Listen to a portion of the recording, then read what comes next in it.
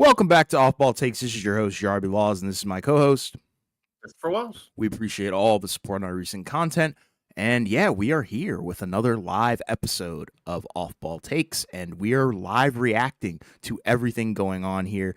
It has been a wild day one of the NBA playoffs, and, it started off kind of wild, and it definitely ended kind of wild. So, we're going to break that down with our raw reactions, our raw thoughts, all that stuff. So, before we do get started, please don't forget to like and subscribe, and follow us on Instagram and TikTok at the OBT Podcast for more content and updates. Yeah, so we had 4 games today. The official start of the playoffs has begun, and our predictions went 2 for 4. Got a couple right, got a couple wrong, but we'll get into them as we go. I guess we'll kick it off. Bucks Pacers. This is one we got to take the L on. The Pacers won 117-98 to go up 1-0 in the series, right? Led by Pascal Siakam with 25 and 7.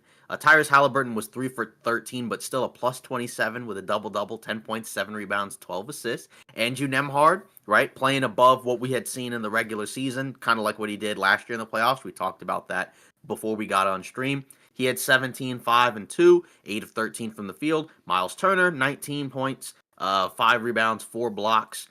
Pretty much just, and then Benedict Mathurin and TJ McConnell, 13 and 11 off the bench. Pretty much, if you're the Pacers, what you'd want to see. Balanced offensive attack and good defense limiting what the Bucks could really do. And this was the argument for why a lot of people who picked the Pacers to win, picked them to win. Because the thought process is Giannis could be as good as he could be, and it wouldn't matter, right? He had 36 points and 12 rebounds. He only had 1 assist, but that was because if you look around offensively, you didn't get a whole lot of shot making from the Milwaukee Bucks, right? They shot 42 from the field, 24% from 3, 9 of 37, and 19 of 28 from the free throw line. So just a pretty horrific offensive performance, against a team where we went in saying that the Pacers were the better team. Could Giannis beat them with him being the best player on the floor? So far, it doesn't really look like it. And, what can really change for Milwaukee? I mean, I guess the shot making, right? I mean, you have a couple of guys in the starting 5 who had 0 points. I mean, Kyle Kuzma and Taurean Prince as starters went scoreless. Ryan Rollins starting in place of Damian Lillard, 2 for 8. I think this is his first playoff game at all, right? Mm-hmm. So just a lot of guys out there that you weren't sure what you were going to get from. 2 for 8 for Bobby Portis. 2 for 7 from Kevin Porter Jr. He did get to the line 8 times, but just not a whole lot offensively or going from Milwaukee, and even defensively, right? Just Indiana got pretty much whatever they wanted.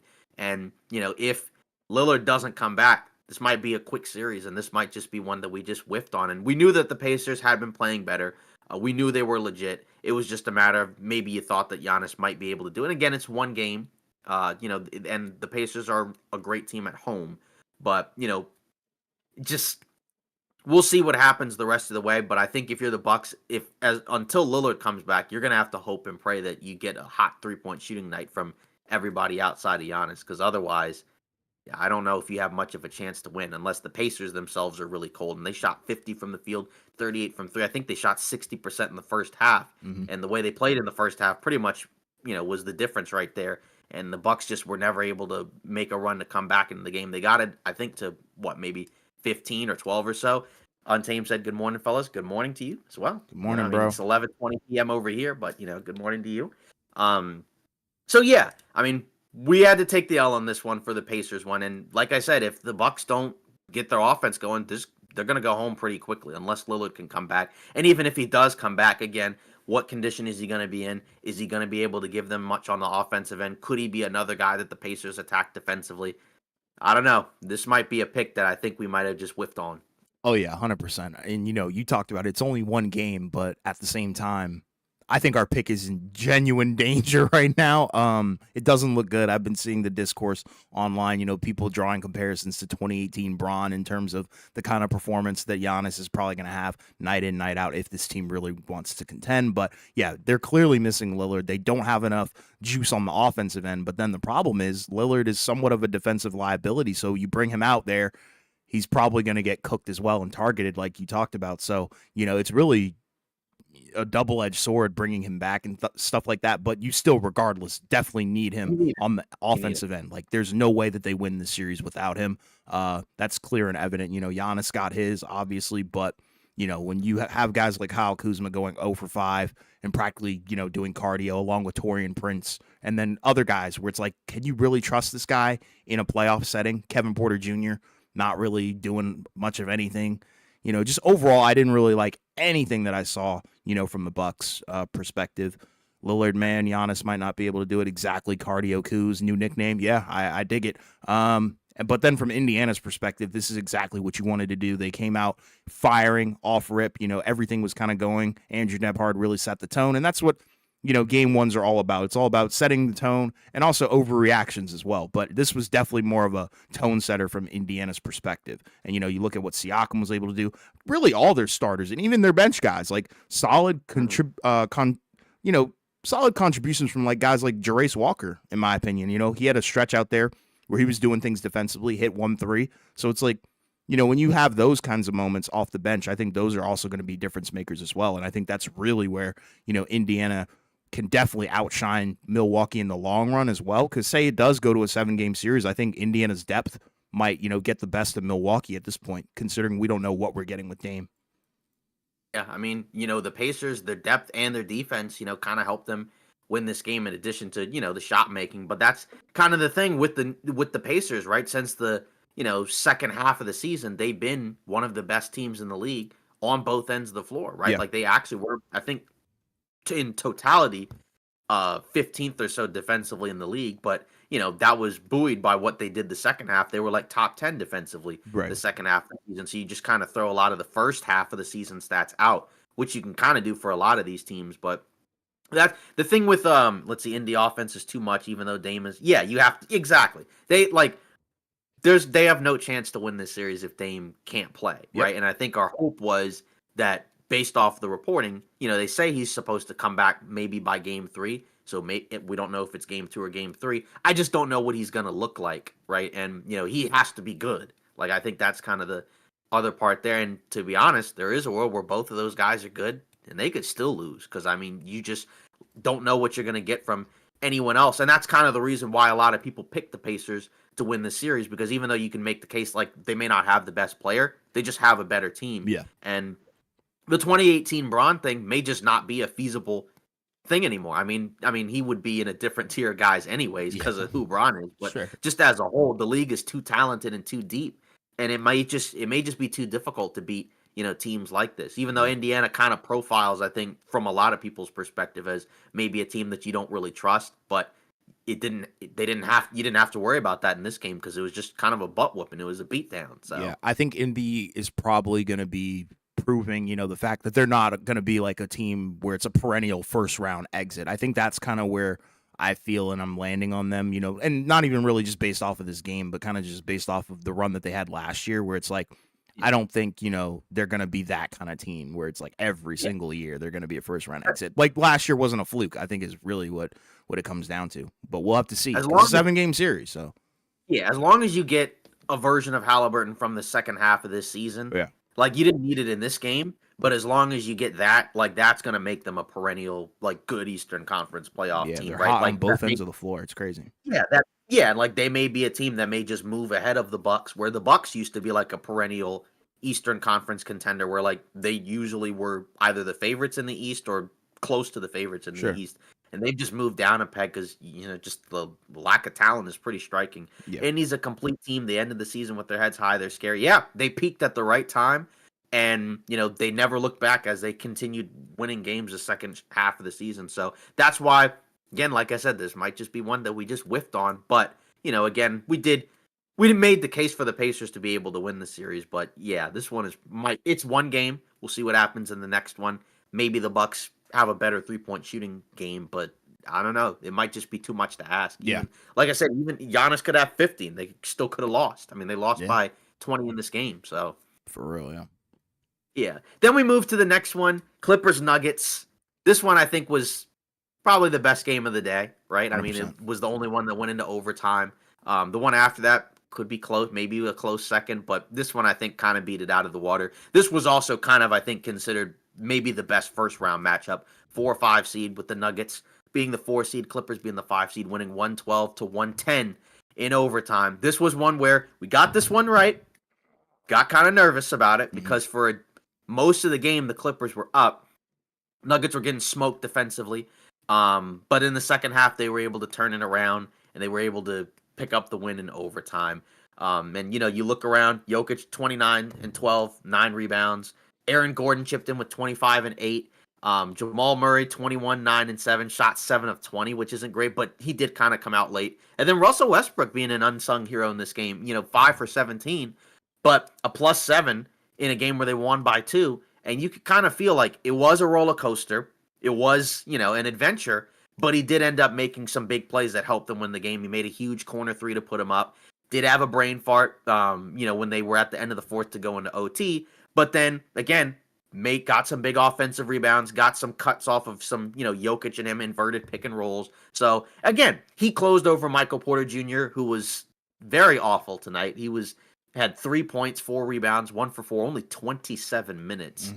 Just not a good game from him. Yeah. Zoo and Jokic were playing WWE. Yeah, and we knew this was going to be a physical matchup between those two because most people consider Zubac statistically is the best defender against Jokic in the league. Yes. Jokic still got his numbers, but again, Zubac did what he could, and Zubac was able to kind of answer back at him, right? He had 21 and 13 of his own with 2 assists and a steal, 10 of 15 from the field. But defense is kind of the key for the Nuggets, right? Because, like I said, in the first half, it was kind of a layup line or a 3-point line for, Russ won that game with hustle. And that's the point. He made some big plays for them, and he closed, and he rewarded them for closing him by making some big plays. Like you said, with the hustle, the offensive rebounds, some timely possessions where he's in the right spot. Again, not always perfect necessarily, but did more than well enough to win the game. And like I said, the Nuggets won it with their defense, which is something that's going to have to improve if they want to go far. Now, you look at that minutes total, 4 of your 5 starters played 45 or more minutes. Now, they did go into overtime, but again, I don't think that's really ideal if you want to be able to win a series 4 out of 7 times, but that's kind of the situation they're in because look at the bench, right? Outside of Russ, nobody else really did anything. Peyton Watson had 6 points, but, didn't really do a whole lot. I think he played 14 minutes. And then Jalen Pickett was just randomly in there for 5 minutes. I think he hit 1 bucket, but just, not really much of a factor. No DeAndre Jordan, no Zeke Naji, no Sharge, no Julian Strawther. Just, the bench, we know. The bench for the Nuggets is just not very good. But again, like we saw, because like I said, there were some big adjustments. Because like even Jokic, right? He defensively, it was kind of a layup line, like I said, for the Nuggets or for the Clippers in the first half. And like I said, once he got into it on the defensive end, it was a lot harder for the Clippers to get into their offense. They turned the ball over a lot. Gordon, Christian Brown, all those, even Jamal Murray, he made one of the biggest plays of the game where he's guarding Kawhi. Kawhi's got the ball in his hands, and then he pokes it free, and he hits it off Kawhi, and then the Nuggets get the ball back, right? So, just plays like that, from everybody, you needed these guys to be able to do that. And from the Clippers side, kind of a tough way to lose because this was a game where, like I said, they were up for the vast majority of the game. A number of their key guys played really well for most of the game. And then they just kind of gave it away at the end with a lot of turnovers. Kawhi had 7 turnovers. Harden still a baller. Yeah, he had a really good game, 32 and 11 and 6. And that's also the tough part is you can't lose a game if you're the Clippers where Harden plays that well. And Zubac was really good. They didn't really go to him during the latter stretches of the game. But then Kawhi had 22, 6 and 3, but he had 7 turnovers, and some of them were just really killer. Norman Powell was awful. Kind of swapped places with Harden. And then, Chris Dunn, 2 of 5 from 3.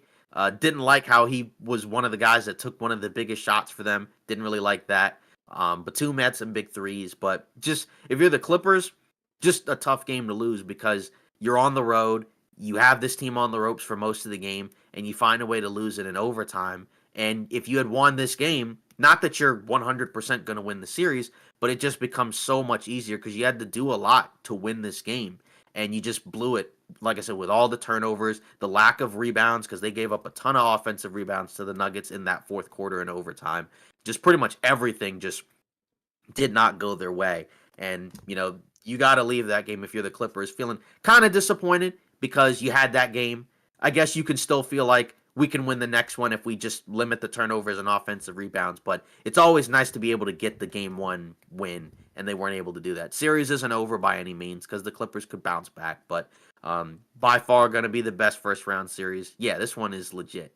Yeah, I think every game is probably gonna, look similar to what we just saw tonight, where it's like, it's just a battle of just two juggernaut teams that are very underrated in, very specific aspects of their games. Like, but I think to start off with the Clippers, you can't win a playoff game with 20 turnovers. That's just not going to happen. Right. Like, and the way and when they turned the ball over was really frustrating, I'm sure, because we're talking clutch moments where you kind of have momentum or you need to respond and you're just throwing the ball away pretty much, not taking care of it.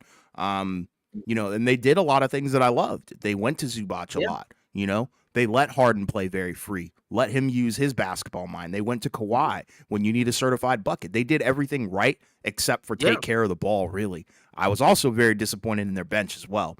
Clippers can and will bounce back. Exactly. Yeah, literally. I don't expect, the Clippers to fizzle out in this series at all. Do I have them winning? No, I think Denver's going to win in 7. But, it's going to be a hard-fought series. This is going to be crazy. But then, from Denver's perspective, I think you love everything that Aaron Gordon brought you, Russ, all the hustle plays from both of those guys. Amazing. And I think the cool thing about Jamal Murray is, we always talk about, well, he needs to show up. And a lot of the times, he does. And it may not look the prettiest in the box score, but the guy takes some big shots when you need it, and he makes it almost every time, and it's crazy, because with a lot of the shots that, he made, if he doesn't make those, they don't win this game, and it's a completely different narrative. And I know you could probably say that for anybody on the team, but I think it's more so the situational awareness that he has when he knows that shot needs to fall. He knows how to get a bucket, and, when Jokic is the centerpiece of the offense, it's better. Better question is who kicked... Yeah, I saw that video where it was like Gordon's face was like super puffy. Did you see that? Yeah, I was like, what the heck is going on? I was like, bro, like it looked like he literally got pulverized. But I mean, I loved everything that Denver brought. Yeah, Ross, that's funny. But yeah, I love the energy that Denver brought. They really rallied because a lot of the time they were down this entire game, but they found a way to continue to fight. They never got stomped out, nothing like that.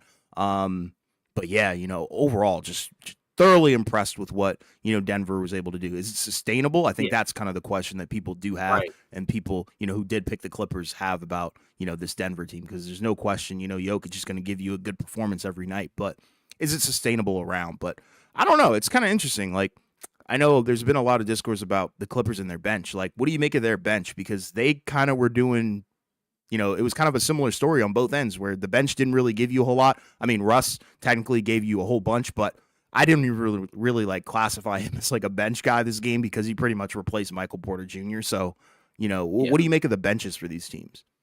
Yeah, I mean, not great. I mean, again, just having Russ in there, that's a boost, right? Because, I mean, again, he is a guy that can provide some value in different things. Again, he had 8 rebounds, 3 assists, 2 steals, right? Including, I think, the one where like Harden made a big 3. Then I think, Jokic hit the free throws to put him up by 3. And then Russ gets the inbound steal on Harden. And then, that basically ends the game right there. So, yeah, a bunch of timely plays from him. But outside of him, no one else off the bench you really felt good about. And that's kind of the problem. I mean, the other 2 guys, Peyton and Pickett, didn't really play a whole lot. And look at the -8 for both of those guys. And for Pickett, -8 in 5 minutes, right? That's pretty rough to have that low of a plus-minus. Given he didn't play very much. So, and then you look over at the Clippers, Ben Simmons, I mean, that might be an example of the plus-minus maybe kind of lying, because I mean, I'm not going to say that, like, I mean, it's a +5, but I didn't really feel like he did anything. I mean, he had 2 rebounds, 2 assists, which is okay. I guess he had a couple of possessions where he was on Jokic, where he's like the backup center. But, I mean, just the tough part for him is he's in this mode. Don't forget, Jokic missed 2 free throws in the clutch, giving Clips a chance. Yeah, I mean, that did happen. Yeah, I mean, part of that, I mean, one of them back rimmed and then the other one just bricked. I Yeah, mean, it was that's bad. probably also fatigue, but yeah, he did miss, two big free throws that would have probably just kind of sealed the game in regulation. But um, I don't know. Like with Simmons, he's in this mode now where he just doesn't look to do anything around the basket. It's just kind of this weird thing where, there's a couple other guys that kind of did that at times. I know Rondo at later in his career was like that. Even Draymond sometimes does that, where they have these shots in the paint that they just don't take up, and then it just completely breaks the offensive I know. possession. Yeah.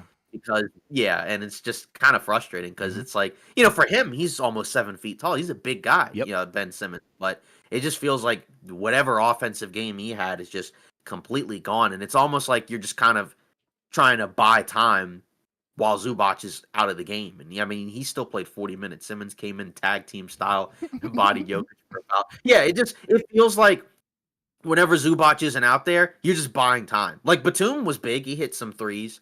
But just in general, it's kind of hard, to not have Zubac out there. And there were stretches where Zubac was out of the game and Jokic was still out there. And Hmm. like that's the part that's tough because you almost feel like you want to have him and have him match Jokic's minutes, but You got to can wait you for a also dead have ball yeah, or a and timeout. but can you get Zubac to play 46 minutes? I mean, maybe, but that's kind of a tall ask.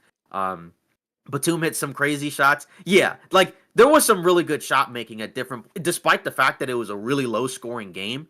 There were some crazy shots in this game, and Yeah. part of that is there's some really skilled offensive players. I mean, Harden, Kawhi, Jokic, Jamal Murray, a lot of really talented offensive players, defenders in his shorts and all. Yeah, so, And but role this is kind of the players. Like you have guys yeah, that know their role. Like Batum's right, job is to hit spot up threes. Chris yeah. Dunn defend. Yeah, and then off the bench, Jones Jr. I mean, he had what 4 rebounds, 2 blocks, and a steal.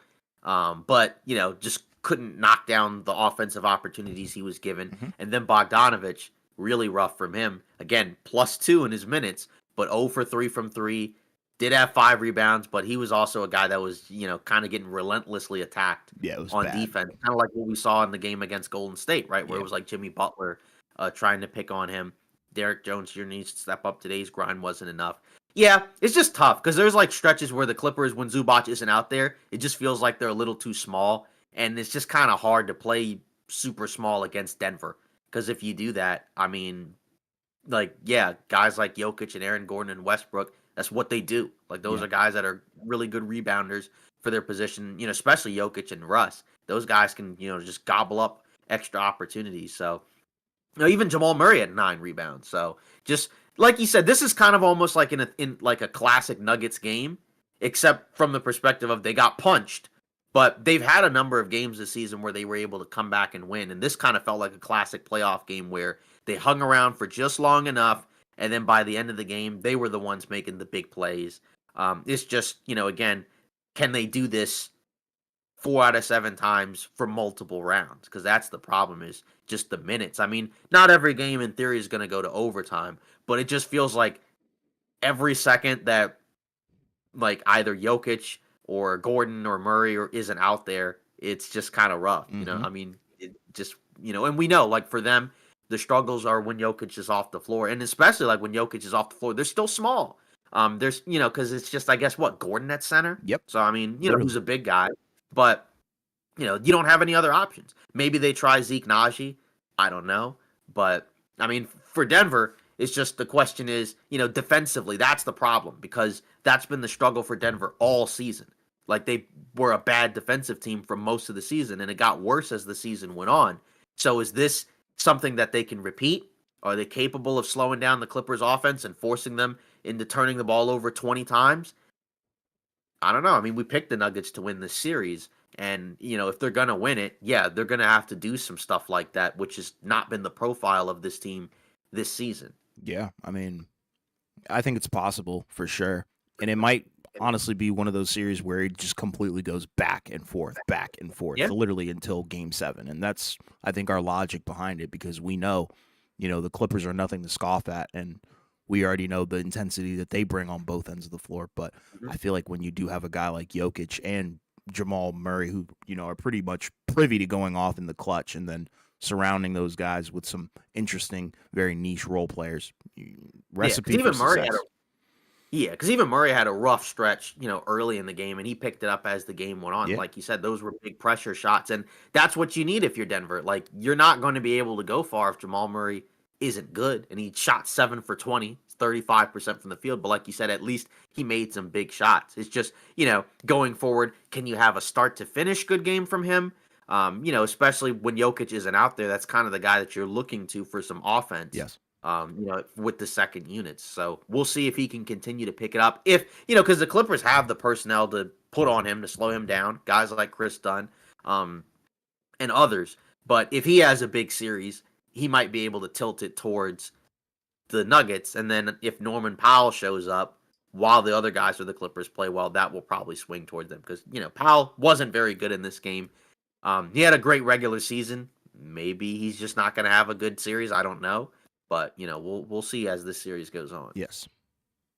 Yeah. Then moving on, Pistons, New York Knicks. Oh, boy. This was another one where we picked the Knicks to win. Got it right. Looked kind of scary for a decent chunk of the game. But I think you saw in this game, you saw why the Knicks, in theory, right, a lot of people view them as maybe like an underrated team, even though they've have had some struggles against the better teams. You just look around, Jalen Brunson at 34 and 8. 12 of 27. Started off really slow. His ankle, I guess he hurt that a few times at different points in the game. We know he had been dealing with an ankle injury for the last few weeks. Then you look around, Towns with his first playoff game for the Knicks, 23 and 11 with 5 assists, 4 steals, 2 blocks. Didn't do a whole lot of damage from 3, but I think that was by design from the Detroit defense. They wanted to keep him off the perimeter, but he attacked the basket, and he was able to kind of, get his offense going there. It's good for him. Yesterday I said JD would be unplayable, but Toby on Cat was cool. Yeah, I mean, that's what they did, because I think it'd be tough to ask Jalen Duren to go out and guard Towns from the perimeter, because then you're just probably going to give up threes. But with Duren not having to guard him and Tobias Harris was on Towns, he was able to guard the interior. But then it allowed Towns to be able to play bully ball on some smaller defenders. And if he can do that, right, then the offense for him is going to be perfectly fine, because he's been really good driving to the basket this year. He's got a ton of space to attack. So that's the nice thing for him. OG Anunoby with 23, 7, and 5 steals, 2 blocks. He was the main defender for Cade Cunningham. Mostly did a really good job. And then Josh Hart chipped in with 13 points, 7 rebounds, 6 assists. The key thing for the Knicks was, in the fourth quarter, didn't look great. And then, Cameron Payne comes in, has like an 11-point stretch. And then the Pistons just turn the ball over and over and over and over again. And it just got to a point where, this is kind of why it would be hard to pick the Pistons to win the series, because, you look at their box score, you got some good games from some of the veteran guys, like Tobias Harris had 25 and 6. Most of that was in the first half. But then, Tim Hardaway Jr. with 19, Malik Beasley with 20, Dennis Schroeder with 8. But then, you look around and, Cade Cunningham 21 and 12, right? 1 for 4 from 3, 8 for 21. Some of that was kind of late. Jalen Duren had some moments. But again, just that's kind of the problem for the Pistons, is the Knicks are kind of a more, experienced team. If you're Detroit, you'd rather have Cat play bully ball rather. Yeah, exactly. You'd rather bank on him trying to make some tough drives, because he did. He made some, not all of his shots were just free layups and dunks at the rim. Several of them were, tough floaters and, contested drives where you could make the case he got fouled. And that's what you want if you're Detroit. But just the turnovers, the missed shots, just, in the fourth quarter, that was the case for why it would be hard to pick Detroit to win the series. And this was the game, if you're the Pistons, you would have liked to have won, especially because, for a decent stretch of the game, Cunningham wasn't scoring a whole lot, right? Most of the other guys were kind of leading the way. So you would have thought, all right, we can win this game where Cunningham's just okay. Maybe in the next game he's better as he gets more comfortable. But instead, the Knicks went on like a 20-0 run. I liked how we got to see, although it was kind of because Hart was in early foul trouble, I liked how we did get to see the double big lineup between Towns and Mitchell Robinson. Robinson had, some pretty solid moments at different points in this game. But let's see, I still believe in Knicks in 7. And yeah, like we both picked the Knicks to win the series. I think we both said in 6. And it's kind of for these type of reasons. It's just, if you're the Pistons, this is your first go around.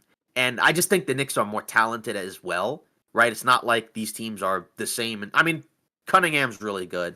But I just think the rest of the Knicks guys, I think, are better than a lot of the other Pistons starters. I'm seeing Mitch was awesome, that putback. Yeah, and that's kind of the case where if you're high on this Knicks team, he's one of the reasons why. Because, he didn't play for most of the season. And when he's out there, he can make a difference in terms of defensively. There's things he does better than Towns. He can give you some extra rebounds. He can block shots, right? And that's kind of the value that he can have. And in some games you can get away with playing them together. And they were able to get away with it in this game. Some of it, like I said, was out of necessity because Hart was in foul trouble early.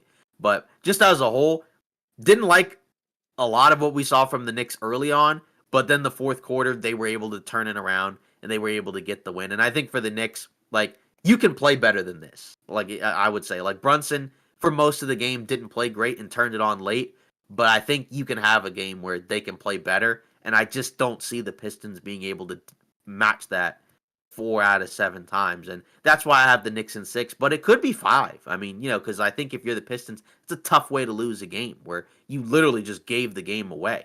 I mean, with all of those turnovers, how many did they have in the game? 19. 19. And I think half of those were in the fourth, right? I think they had at least 8, including just stretches where it was multiple turnovers. So they fought. You give credit to the Pistons because they looked comfortable for decent stretches, but the fourth quarter is kind of why, like I said, it's hard to make the case for them to win. And I just think the Knicks offensively, when they get it going, especially if they can actually find ways to get stops, then that makes them even better. And I mean, again, 20-0 run. So they did it on both ends of the floor and just got layup after layup. So just too easy for the Knicks. Demoralizing loss, but young and don't care. They'll be loose next game. Yeah, I think at the very least, this was the first playoff game for several of the younger Pistons players. And so I think some of those guys can be better. I think Cade can be better. But just as a whole, it's a tough loss, no matter how you slice it. Yeah, 100%. And, I think we talked about this matchup and kind of everything went exactly how we kind of predicted in terms of how they were going to scheme for each other. New York constantly sent doubles at Cade and he struggled with it. And that's what you have to do. That's what you have to do if you're in New York because, you got to take Cade out of the game. And they did that. A lot of deference from Cade as well this game. You could tell, the lack of experience was definitely showing in this. He was really looking at the vets. The vets were kind of telling him to turn up. Come on, bro. Like you said, we know that Cade can be better than that. We saw it throughout all the regular season and stuff like that. So, and lots of brain farts in the fourth quarter from Detroit, all around, in terms of stupid fouls, turnovers, even violations, And I know the play was, in terms of, going into a zone and having Duren kind of camp the paint. Well,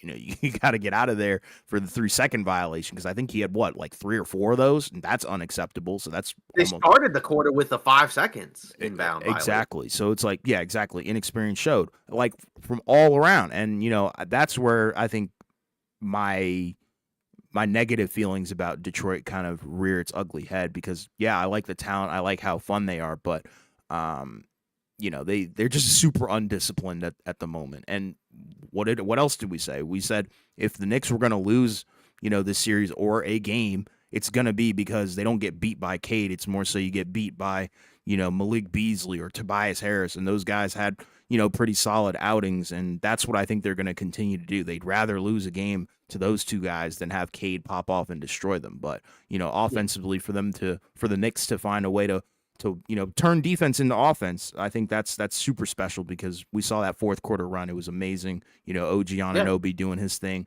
locking up Cade and then also getting in the head of Ausar Thompson. We already know he's not, the best polished offensive player and, making him pay for dumb mistakes and lack of experience, all that stuff. So, and this is kind of the blueprint of why I picked the Knicks to win the title going into the season. I liked the wings. I liked what they brought on the defensive end. I liked the shot creation from pretty much all, their starters except for maybe Josh Hart. But, I loved it. And, like you talked about Untamed with Karl Anthony Towns, you definitely want to run him off the 3-point line. But that's where the beauty of his game is. He's so versatile on the offensive end. He can punish you down low and he can also pass. He's not a bad playmaker where it's he's not a black hole. He can do so many things on the offensive end. Knicks were solid at the end, very lucky. Yeah, I mean, luck plays a factor into it, but I think their skill and experience, and also the boneheadedness of Detroit definitely showed. It just Yeah, there were a lot of things that didn't make sense. And yeah, the yeah, timeout management, you didn't have a yeah. timeout to end the run, so the game was pretty much over.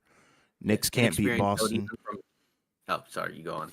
Knicks can't beat Cleveland or Boston. I'll take them against every other team. Yeah, yeah. I mean, I think their ceiling at this point, we already seen it throughout the season, is definitely going to be the Eastern Conference Finals. Like, Yeah, truthfully, but I do have to stick by my pick. But I did yeah, like what I saw, and this is a horrible matchup for Detroit. Like, I think New York just has too many things, I think, on both ends of the floor that they can yeah. exploit against your younger team, and yeah, they did I that think, tonight. yeah, like they would need a lot to go wrong to lose this series, Yeah, and it would have to be like you said, and like I said, games like this where everybody for Detroit is contributing and knocking down shots. Whereas, like I said, Brunson was awful for a decent stretch of the game where he just could not hit anything, and they were never blown out. So you at least felt like, all right, if Brunson turns it up or if Towns turns it up, because he was kind of quiet in the first quarter. Once those guys got going, then there just isn't a whole lot that the Pistons can do. Inexperience showed even from JB. Yeah, like you mentioned, the timeout stuff, just rough. But again, I think this is kind of what you expect. Again, with the Knicks, this is a team that going into the season profiled themselves as a contender. And, this is what you have to do as a contender. Fun series. Yeah, this is a fun series. Is it the most fun in the first round? Probably not. But I think it's a series where, again, young, inexperienced, hungry team that can be physical against, an experienced team, that does play when they're clicking on all cylinders, a fun brand of basketball. But I do think that their ceiling probably is not quite enough to be able to beat Cleveland or Boston. I think that's where you'd have to have a lot more go your way. But we'll see. And I think even like a Bridges, like they were able to get away with it in this game, but he's probably going to have to be better on both ends of the floor against the better teams. But I think against the Pistons, you just need most of your guys to play at a baseline level. Still a watchable match is all. McCall didn't have a great game. He'll have a better game at some point, at least offensively. And, there's going to be a game where all five guys for the Knicks probably play really well, and that's where it's going to be a blowout. And I just don't think there's a whole lot that the Pistons can really do. Shout out campaign too. There's always that one guy Yeah. who pops off for absolutely no reason. Right. And you always need a guy like that in a playoff game where just a guy that can just kind of randomly get hot off the bench, that can just give you a different look. You don't maybe sometimes love the shots he takes, but just, in a game where the Knicks were down. They were down going into the fourth. They won by 11, but they went into the fourth down by 8 points. And he sparked the initial run that got the Knicks back into this game. Champagne campaign. Yeah, so and again, this is a guy that I guess was, he was on some previous playoff teams in Phoenix. So Yeah. he was on the Philly team last year that actually played against the Knicks, right? Yeah. They lost, but still. Was he on Milwaukee at one point, or am I just daydreaming? I think he was, but I don't think he played a whole lot. Okay, I figured, yeah. Yeah, so, I don't think he was really like a big part of their, rotation. But, again, it just kind of depends. You got to be in the right situation. He's kind of like that tier of player where he's not going to probably get minutes for every team. He's a dog. LOL gave Ben Stiller a hug after the game. Yeah, I mean, again, and the fans, they were quiet when the Pistons made that run because it looked like they might lose. I thought the Knicks would at least come back, but, didn't look great, initially. But I just thought that at some point they would break away. And, I didn't expect the Pistons, like I said, to give away the game and, lose, on a 21-0 run. Yeah. But just as a whole, I think Payne was traded to the Sixers. I think that was how he got there. I think he was on the Bucks, and he and Patrick Beverley swapped spots. That's what happened. All right, cool. Yeah. So, yeah. But, yeah, again, we'll see what happens in the next game. But I don't know. I mean, I think if you're the Pistons, like Untamed said, they'll be probably looser because they'll be more situated with, what's going on. Wasn't Payne on the Suns too? Yeah. Yes. Like I said, he was on a couple of those Suns playoff teams, including the one that went to the finals. Yep. So, and I think the other one that lost in the second round. Yep. Yeah. So let's go to the last game, the marquee one of the night. This was another one where we whiffed. We were wrong on this one. And it was the Minnesota Timberwolves just clawing the Lakers 117-95. Would you believe in the first quarter, the Lakers actually, I believe, had the lead. You know, early on, looked pretty solid. Luka got it going. But then second quarter onwards, this one was at different points led by the Minnesota bench. Luka too much usage. Part of that, I think, was just the way that, you know, the other guys were just really ineffective. But you look at this one, very balanced. Lakers stunk. Yeah, they had a horrible game. And if you look at the Wolves, this is kind of the roadmap for how you would want to win this series because you got a pretty balanced offensive attack. I mean, Edwards had 22 points, 8 for 22, but 4 of 9 from 3, 8 rebounds, 9 assists, right? So being able to play, make, and get other guys good looks. Julius Randle was 16 and 5, did have 7 turnovers, but he was 6 of 11 and 4 of 6 from 3, right? Then Jaden McDaniels with 25 and 9 rebounds, 11 of 13 from the field, 3 of 3 from 3. Mike Conley also with 9 points. That was a guy that you thought maybe the Lakers might be able to attack defensively. And then DiVincenzo off the bench, 1 of 5 from 3, but still 4 of 9 from the field. I wish I had Randall's body. Homie's built like an orc. Oh my. That's funny. And then Naz Reid, a guy that does torch LA, 23 and 5. And I said when we talked about this series initially, like the funny thing is that, you know, the reason why I couldn't get to Lakers in 5 was because I did feel like Minnesota, there's a pathway for them to win the series. And this would be the pathway for them to win the series. They shot 21 of 42 from 3, 50% from 3. But a lot of them were pretty high quality shots, right? It wasn't like, I mean, yeah, you could say there were a few shots that were kind of, you know, magnet ball, whatever you want to say, like maybe the DiVincenzo one at the end of the second. But most of them were pretty quality looks that, you know, if you've seen the Wolves play, those are the type of shots that they can make. They are a very good 3-point shooting team. And that's the case for, let's see, Hustlenomics 101, J-Mac player of the game. Yeah.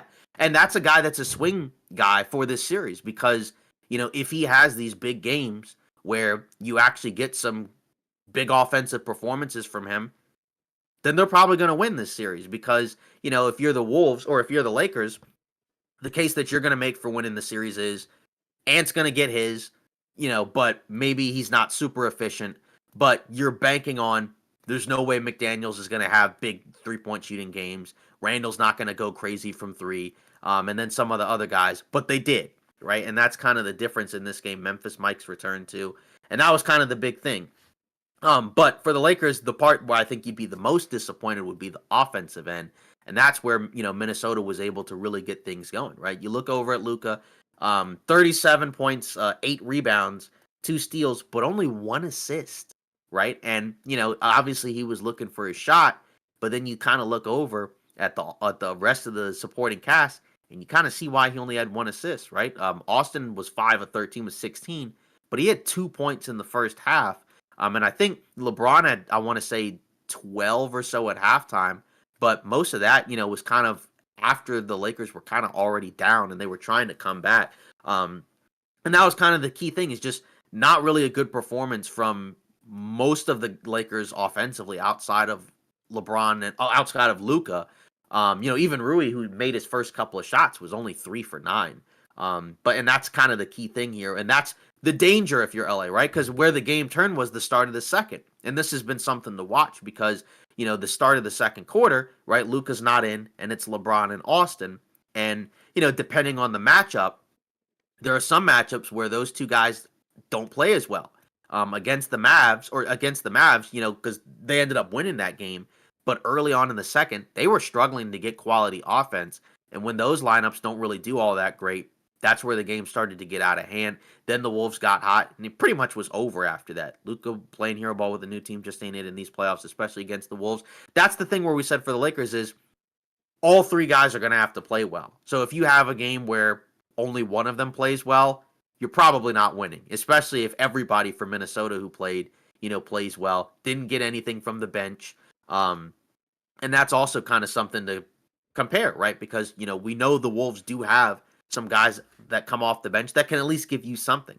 Like, you don't have a Naz Reid coming off the bench if you're the Lakers. You have guys, you know, who can get hot from 3, but they're not necessarily guys that you always expect to, you know, give you big offensive performances. Like Gabe Vincent and Dorian Finney-Smith can have nights where they shoot really well from 3, and then they can have nights where they just completely go cold. So that's kind of the part where if you looked at what the Lakers were doing offensively, it was kind of just a lot of just whatever, right? Like it didn't really look as composed, didn't really look as organized, didn't really look like, it kind of looked like they were just kind of just, I don't know how to describe it, but it kind of just looked like they were just kind of just going through the motions. It didn't really feel like they went in this game with the necessary level of effort and preparation to be able to win it. But the first quarter was fine.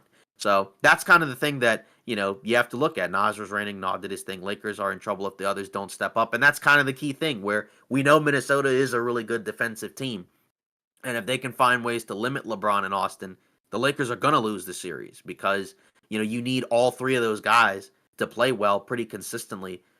Worst case scenario offensively, right? Like you don't know what you're always going to get from them defensively, but you at least hope, those guys give you a combined 70 plus offensively, something like that, right? Like maybe two guys have 25, another guy has like 18 or something, whatever. Depends on the game. But that's kind of the concern now where, if they don't get that production from those guys, then you also factor in getting out rebounded, playing really small. I think Jackson Hayes only played 8 minutes in this game. Didn't really do a whole lot. Vanderbilt came in kind of to mix it up, had some decent moments, but just as a whole, if the Wolves continue to out rebound the Lakers, get second chance opportunities, and pretty much everybody for the Wolves play well, the Lakers are going to lose. Will Minnesota shoot 50% from 3 on 42 attempts again? Maybe. I mean, it kind of depends on, depending on the looks they're getting. And sometimes that's kind of how the series will go, where if certain guys get hot that you may not expect to get hot, i.e. a Jaden McDaniels, or guys like that, you're going to lose. And untamed Lakers are now underdogs on the sports book. Yeah, that's probably them reacting to this loss. Also, good to see that Edwards and Naz Reid were okay. They got hurt at one point in the game. I think Edwards had the cramps. Naz Reid, I think, got hit in the head or something like that, in the face. But they were able to come back in and, finish the job. So, and that's the tough thing is like Edwards could be better. Like there could be a game where maybe the other guys don't play as well, but then Edwards has like, 40 bomb or something like that. But I think if you're the Lakers, you cannot have a situation where Minnesota gets pretty balanced offensive scoring. And then from the Lakers, you can't have a game where, really only Luka gave you anything offensively. Just that can't happen. And if it does, you're going to lose. Yeah, if you want me to be real, Ant pulled a calf because he was going off. Yeah, it was like a cramp or something. I don't know, but if you want me to be honest with the Lakers, I'm not worried. It's one game, like I talked about in the intro. Like it's time for tone setters and overreactions. I think this was a little bit of both. From Minnesota's perspective, it definitely sets the tone on what type of timing they're on going into this series. Especially offensively, like everybody's kind of just locked in, and even defensively, everybody had their moments. If you want me to be honest, but. With the Lakers, you need Braun to step up. You need AR to be present. And I think really they just looked disconnected after that first quarter, like you talked about. I think they were truly stunned with, how much offensive firepower Minnesota really came with in the second quarter. Like it really just blew everybody's mind because they were up, 28-21 in the first quarter. But then, all of a sudden. 6 points for most of the second. Yeah, all of a sudden, then Minnesota drops a crazy amount of points in the freaking second quarter, and I think they really never recovered from that. You got Luka and LeBron, they're not worried. JJ got something up his sleeve. Yeah, and if you want me to be honest, I don't even think it's really like scheming. I think it's more so like a mental thing with this kind of series. I don't know.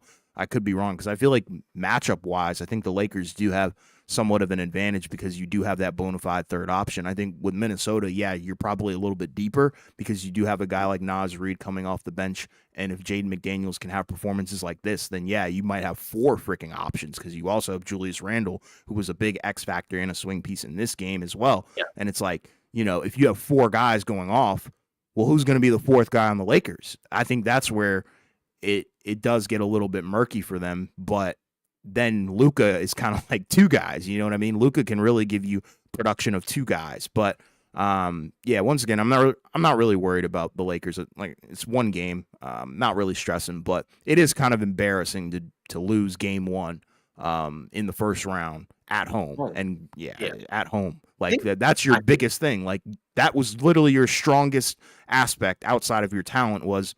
We're great at home. Like, we don't lose at home. And what did you do? Yeah. You freaking pooped the bed at home. they were the only home team today to lose, right? Because Literally. all the higher seeds won. Rui needs to exploit Mike on offense. They didn't utilize it, and that was kind of something that Agreed. we didn't talk about a ton. But because for the Wolves, if you're the Lakers, it's not just Gobert that you could potentially attack. You can attack a guy like Mike Conley because he's an undersized guard. Yes. If you're a guy like LeBron, like Nickeil Alexander-Walker is a very good perimeter defender, but he doesn't necessarily have the strength to be able to overpower a guy like LeBron. And it just felt like, if you go into game 2, I think you need to probably, if you're the Lakers, utilize the post more. I think where they got kind of into trouble in the second quarter was when LeBron was just kind of trying to take guys off the dribble, and it just didn't work. He just didn't have it in this game, and that's where he can use his size in the post to overpower some of the smaller defenders. Because outside of like Randall and Gobert, and I guess Edwards to a lesser extent, they mostly guys that have a lot of length, not a ton of like super big, super physical guys. Agreed. And that's where I think that's where you feel disappointed if you're the Lakers, where it felt like this game 1 you would have liked to have made a statement, given the amount of time you had off, the amount of rest. Maybe it was rust, but just it kind of feels like you left feeling pretty disappointed, right? Not mad, I guess, if you're a Lakers fan, but probably disappointed, where it just felt like from the second quarter onwards, literally nothing went your way. And Are you worried? I mean, like as a Laker fan, are you worried? I mean, losing a game 1 at home in a way that you did, because we both expected the Lakers to win this game. Mhm. I don't think we don't usually talk about whether or not it's a blowout or a close game, but we expected the Lakers to win this game. My Lakers buddies are ticked. Yeah, and I mean, shouldn't be happy. So I mean, Right. You shouldn't be happy with that performance. I mean, that was a pretty disconcerting performance. I think they can be better, but they're going to have to be better, because if they're not, then they're not going to win the series. But, we'll see. Like you said, and like I've said before, we've always talked about where game 1s, you can't overreact to game 1s, because we've seen many times, right? Something stupid happens in game 1, and then everybody's like, oh my goodness, the favorite team is going to lose the series. And then what happens, right? Like, I mean, it's a tale as old as time. I mean, I guess random series, right? The Nets and the Sixers years ago, right? Where it was like D'Lo, who was on the Brooklyn Nets. They won the first game. People thought the Nets might pull off an upset, lost 4 straight after that, right? So stuff like that happens, where sometimes game 1, the lower seed just punches first. So I think the Lakers can be better, but again, the ways that they need to be better, might be a little bit difficult, because again, if Minnesota gets every second chance opportunity, if they force the Lakers into turning the ball over, and kind of force some of those guys into switches where they have to try to stay in front of Ant, to kind of try to get those guys out of out of rhythm, or just out of whack in terms of the fatigue level. That's just kind of a tough spot to be in. Yeah, game 1s are all feel out games. I mean, you never want to lose the first game as the home team. It's just, again, Minnesota did what they needed to do, right? Like, Minnesota did need to win this game more than the Lakers, but if you're the Lakers, you don't want to get blown out at home, I think, in the first game, But, like, I guess the question is, it's 2 questions. Are the Lakers going to be this bad offensively the rest of the way? And are the Wolves offensively going to be this good the rest of the way? Because if the answer is yes, they're going to win. But if the answer is no, I think the Lakers can bounce back. I don't think you should be worried after 1 loss. I think if you go into Minnesota and you're down 0-2, then you're worried. Yeah. Right. But J-Mac's not going to pop off like that again. Nas probably. I think Julius Randle's going to have a brain fart, and I don't expect LeBron to have a stinker like that again. Or I think AR is probably the most privy to have one of those, which is fine because he's the third option. I don't expect him to, be on his A game all the time, but when he is on his A game, it takes the team to a whole nother level. That was probably the worst first half that he's probably played in a very long time. Yeah, that was garbage. He's been pretty consistently good this season. So if he's the swing piece for the Lakers, right? Because again, like I said, if all 3 of the main guys for the Lakers play well, combined with some decent performances from some of the other guys, they should win this series. But again, this is why people who picked the Wolves to win the series were not totally insane, just because there is a pathway. Lakers just let too many threes pop off. And that was the problem. Because again, the Wolves made every 3, but a lot of them were quality shots. I mean, you can go back and look at the tape, and, there were a lot of shots that, you don't really want to give up, right? Like you don't really want to give up, Ant threes, because he's a very good 3-point shooter. Naz Reid above the break transition threes, those are painful. I mean, like some of them you're just gonna have to live with. Like Randall threes, you're gonna have to live with because it's better than just letting him just drive into the paint and get free attacks. But just as a whole, that's kind of what it is. Like Yep. like I said, if guys like Randall and Jaden McDaniels can play this well consistently, they're gonna win because Minnesota defensively probably has a higher ceiling as a team than LA. And if they make it tough for LA to score, then yeah. But not worried after one game, but pretty disconcerting if you're the Lakers to have a performance like that because just with all the positive momentum they had built up, you Yeah. would have liked to have seen a better performance. But we'll see. Yes, sir. Uncontested, no defensive aggression. Yeah, it just kind of felt like after the first quarter, they just I don't know. I don't know if they felt like they won the game. I don't know if they just Minnesota adjusted too, so you have to give them props because they got punched early and then responded back. So again, Minnesota's not a pushover. Yeah. And those are the game ones for today, right? So I guess now we'll kind of get into some of the games tomorrow, right, and kind of give our thoughts about what we expect or hope to see. Maybe hopefully we'll get better than 2 out of 4, but you just never know, right? Because some of these are kind of coin flips. But we'll start off Memphis, Minnesota, or Memphis, OKC. That's the first game, 1:00. OKC with 68 wins, best record in the NBA. Memphis getting in as the 8th seed, right? 2 different seasons for both of those teams. Memphis was hot for the first half, tailspin in the second half of the season. Now they're going in with a couple of key guys hurt. Not one of their 3 best players, but a couple of key role players that I think could help them on both ends of the floor. And then OKC, pretty rested, pretty healthy after being great all season. Memphis coming out of that play-in. What are we thinking? Are we expecting OKC to win this game? Come on, man. No question about it. I'm taking Oklahoma City. I think this might be a sweep for sure. They have all the up end talent to completely just annihilate this team off rip. The Memphis Grizzlies, they're coming out of the play, and so they don't have rest at all. We already know what happened with Ja's ankle or whatever. I'm sure he'll be playing through that, obviously, but it doesn't really matter. I think Oklahoma City's got this one with ease. Mm-hmm.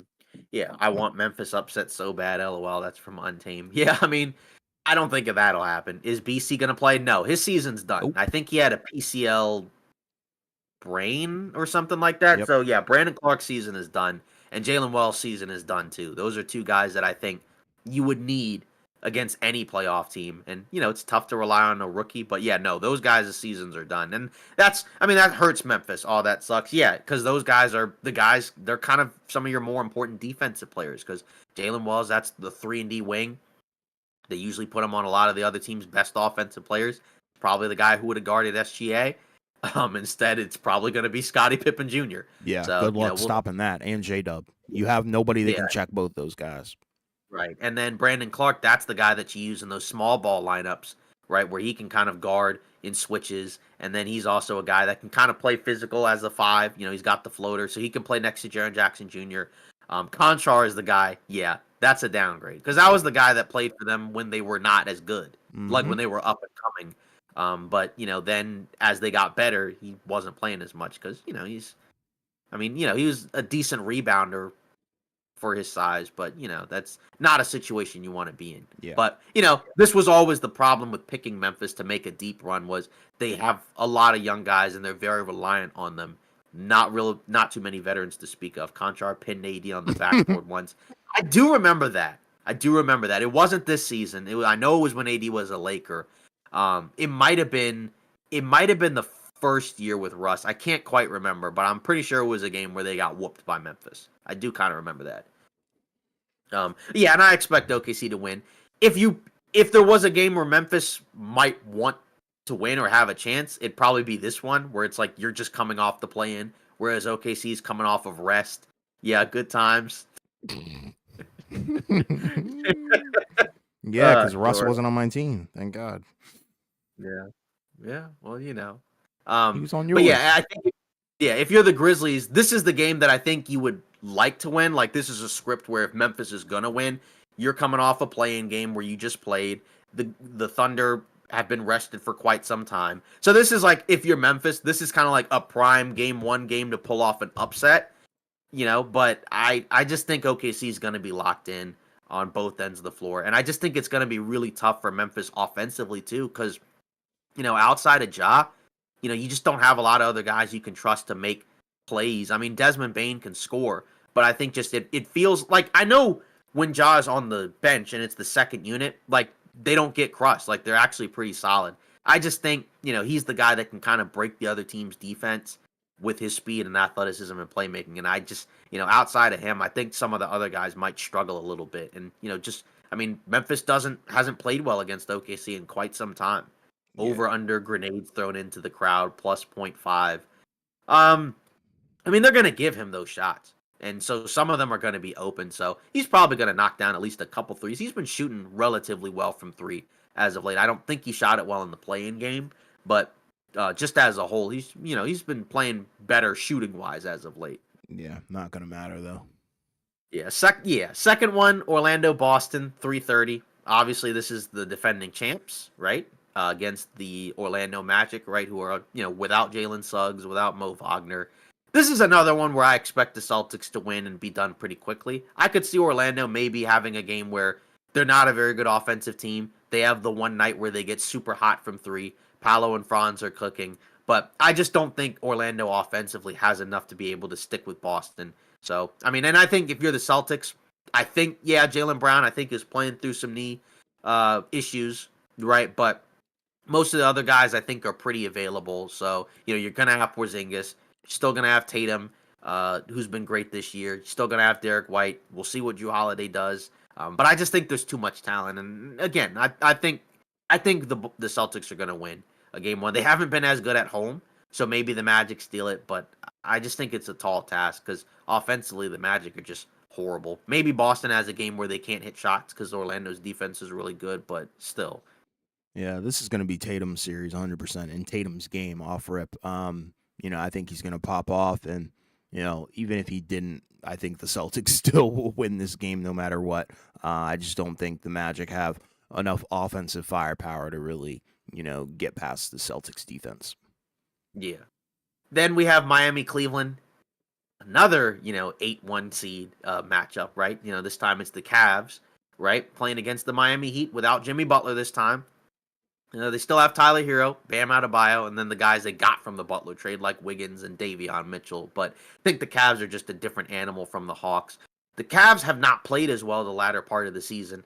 So maybe there's a scenario, especially on the defensive end. So maybe there's a scenario where Miami gets hot, Cavs go cold. But I think game one, Mitchell, I think he practiced because I think he hurt his ankle towards the end of the season, but I still expect him to play. And I expect the Cavs to kind of, make a statement in game one at home with the second best record in the league. And I think they should win this game. Yeah, I think every guy in the starting lineup is going to pop off for Cleveland. I think, like you said, it's going to be a statement for sure. They're going to show us the different, the talent discrepancy between a number 1 seed and a number 8 seed, and really, truthfully, a number 10 seed, respectfully. Yeah. And without Caleb, Michael Jordan in the playoffs, Martin. Exactly. That's like, can't believe somebody tried to tell me that he only did that for like one game. Yeah. Besides the point. Shouldn't have even brought that up, but yeah. It was, that was what a wild series it was. Who knows? Maybe you get Maple Jordan, some two-way wigs showing up in this game, in this series.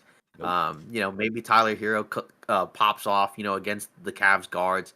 But I just think it's a tall task to ask the Heat to be able to beat the Cavs in this series. Like I said, I always give a team at least a game because I think there's always a scenario where a team could have a hot shooting night and the other team can't shoot a pea into the ocean.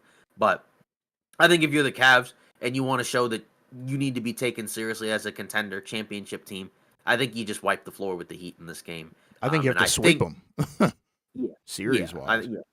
Yeah, exactly. I think 4-0 Cavs. Spo ain't going to save you, Heat. Just not enough talent to match up with the Cavs. Especially offensively. That's been the problem for the Heat. Defensively, they've been pretty good, but the offensive end is just where you're limited because you're still relying on guys like Tyler Hero, who's had a really good season, but, he's your primary perimeter guy. Then, guys like Bam Adebayo, Andrew Wiggins, Davion Mitchell, you just don't know what you're going to get. So that's kind of and maybe that's to their advantage, but against a team like the Cavs, I don't think so. I think I'll say sweep, but I wouldn't be shocked if it was 5. Like this, like I don't know. Which one do you think is more likely to get a win, Orlando or Miami? Orlando. Yeah, I think so. So I think this Because of might their be defense. Their defense. yeah, Jarrett over Bam. I mean, Jarrett Agreed. Allen's had a great season, so I just think there's too much talent discrepancy. I think this might be one of the few sweeps we have in the postseason because I think most of them probably at least worst case scenario go 5. Orlando will win 1. So I think worst case scenario, most of the other ones that are one sided will go 5. I think this one might actually be a sweep. Yeah, pack these boys up. Yeah. Then the last one, the primetime matchup, 9:30. Oh boy. Warriors Rockets in Houston. Obviously, this is a big, highly anticipated matchup in series, right? Obviously, been a ton of takes going through this one. This one's a key one, right? Because the Rockets have had a great regular season. They've won 52 games. And then the Warriors, right? Obviously, 48 wins, right? Turned it on the second half of the season, right? Post Jimmy Butler trade, they've been phenomenal. But the Rockets have been very good as well. I mean, they have a lot of young, hungry, talented players, well coached. What are we thinking? Houston. Give me Houston game 1. I think, the Warriors, they're coming off the play-in performances. They're not fully rested at this point, but they're also not fully healthy. Granted, not a lot of people are 100% going into the playoffs, but there are some key injuries to their best players, in Steph. And I think Jimmy's all right, but it's mainly Steph who has a couple of injuries that you need to watch out for that could be re-aggravated with the very physical style of basketball that the Houston Rockets like to play. I think this is going to be a huge tone setter for Houston. And yeah, off rip, they're going to show why they are the 2 seed and why they belong and why everybody who's underrating them is going to pay. I'm going to go with Golden State in this one. I do think that there is a pathway for Houston to win this game and this series. But I think the problem is I just don't trust them offensively over the course of a game, and especially if it's a close game. I just think the options that Golden State will have, I mean, outside of Steph and Jimmy, it's not great, but at least you can say you do have Steph and you do have Jimmy. And I think you're just going to have to hope and pray that guys like Jalen Green and Alperen Sengun and others, rise to the occasion. Like Jalen Green in the regular season matchup, pretty awful, right? He averaged, I think, 12 points a game, shot horrifically. And that's the case where you make for Houston. Well, there's no way he can be that bad, this time around, right? But he could be. I mean, it's a young team, not a lot of experience. Golden State's a very good defensive team as well. And again, physically, they do seem like the type of team that should give Golden State troubles. But, Boston, when they played the Warriors a few years ago, that was kind of the argument as well, and the Warriors were able to pull it out. Different Golden State team, different mixture of players, right? Slightly different Steph, right? He's had a good second half close to the season, but I still don't think he's quite as good as he was 3 years ago. And but they have Jimmy Butler, so I think they'll be able to kind of get that done. But again, I think this one is tough because I don't know if it'll be close or a blowout. I want a Boston Golden State Finals. I need my get back. You might get your wish. I don't think you'll get your wish. I have OKC coming out of the Western Conference. I believe you do as well. Mm-hmm.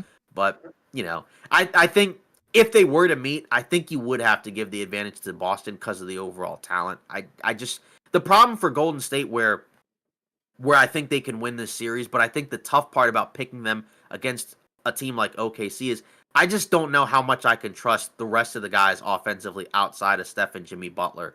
And I think it would be nice to have another guy, who could kind of pop off that what you're going to get. Maybe the advantage is Steph and Jimmy are good enough that it could just be anybody. And as long as you have anyone else, that could help. And I think that can at least help them against Houston. But I don't know. I trust Pods. Do you? Do you trust Pods? No, not at all. Okay. Not one bit. The only people that I trust on that team are Jimmy and Steph. I trust. Not even Draymond? No, because he could get ejected. And that's another matchup that's actually freaking hilarious. I know it might not mean a lot to some people, but whoever gets ejected first between, Draymond and Dylan Brooks, I think that actually might be somewhat of a swing piece. I know that might be stupid to hear come out of my mouth, but I think it's a legit thing. I trust Jimmy at the line. I trust Steph, to pop off, but I don't trust Pods at all to deliver. I'm sorry, I can't. Okay, Dre versus Tari. Do we think Jonathan Kuminga plays in this series? He should. I think Do we think?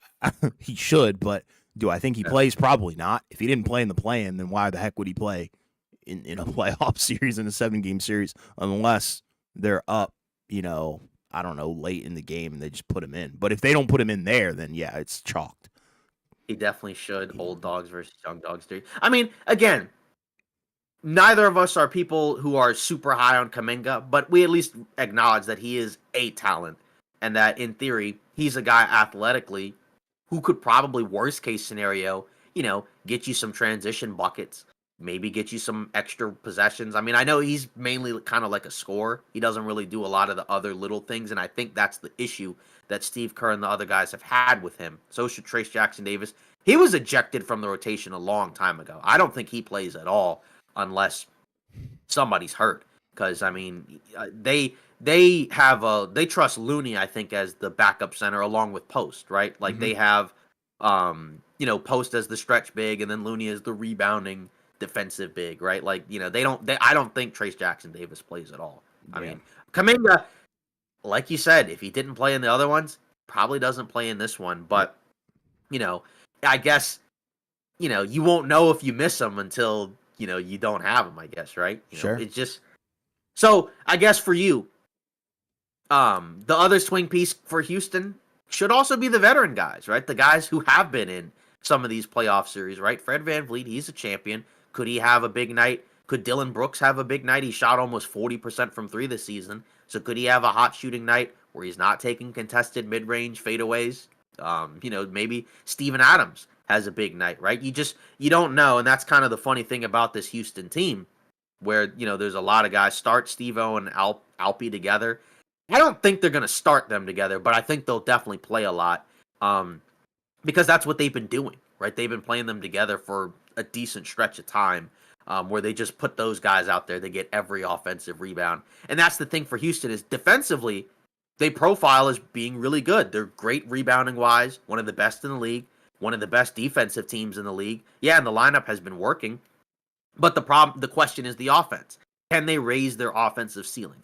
Because if the answer is yes, then that is how they're going to win the series. Because, I mean, obviously they do have to get stops, but they're going to have to find ways to get some offense going late in the game. It can't just be defense and the offense get out in transition because that can't work for 48 minutes. So if they're going to win, obviously defense is going to be the key, limiting Steph and Jimmy. But they're also going to have to hope and pray, that some of those young guys, pop off. Which guy are you expecting? Because you're picking the Rockets to win this series. Mm-hmm. So who are you starting for Houston? I think they're probably just going to go with what they've been doing, right? Isn't it Fred VanVleet, Jalen Green, Dylan Brooks, Amen Thompson, and Şengün? I think they're just going to keep rolling with that starting five. Yeah. And then bench-wise, probably Adams, Tari Eason, Jabari Smith Jr., maybe Aaron Holiday. Might be the ninth guy. I don't know. But, I mean, the top 8 for sure, that's what they're going to go with. Yeah, and I think 5 is going to be the same. Thing for them is closing-wise, Udoka's not wed to really anyone. So if there's a guy that has a bad game, they're not going to play him at the end of the game just because. He's, but I think the problem is if it's one of the main guys, I think that's an issue because those guys I think need to be good so deep. And that's the benefit that the Rockets have is they do have a lot of depth. They do have a lot of guys that on any given night could have a really big impact. The Warriors do have some guys off the bench. Obviously, they're not quite as deep without Kuminga, but they do have some guys that could make an impact. Quentin Post, Gary Payton II, Looney or somebody like that. But none of those guys are really scorers, right? That's kind of the question and concern that you have is who can you turn to off the bench? And I think you're just banking on if you're Golden State that Post can hit an open three. Payton can hit some open shots because he's going to be left wide open. Get some offensive rebounds, roll to the rim because they use him like a big. So I think that's what you're hoping for. And then I think you're just expecting Steph, Jimmy, and Draymond to fill in the remaining holes. But since you're picking the Rockets, who are you anticipating is going to go off, at least in this game? Because, or the series if you want. This has got to be Şengün series. I think as much attention and, criticism that Jalen Green draws, I'm not expecting him to elevate to the point where, he's going to outplay Steph. That's not going to happen. I think if if Alperen Şengün can at least outplay Jimmy Butler, they have a chance. You know what I mean? I think if he elevates, if he gets Draymond in foul trouble, if he finds a way to continue to dominate and make them pay on the O boards, on everything, he's got to win with speed and athleticism. Agreed. I think they're really going to win this game based off of, their defensive personnel and what they bring on that end of the floor. But the icing on the cake is going to have to be, Alperen Şengün is going to have to be consistent and have to go off. And Jalen Green can't be bad either. And that's not because I'm not saying that he can be bad.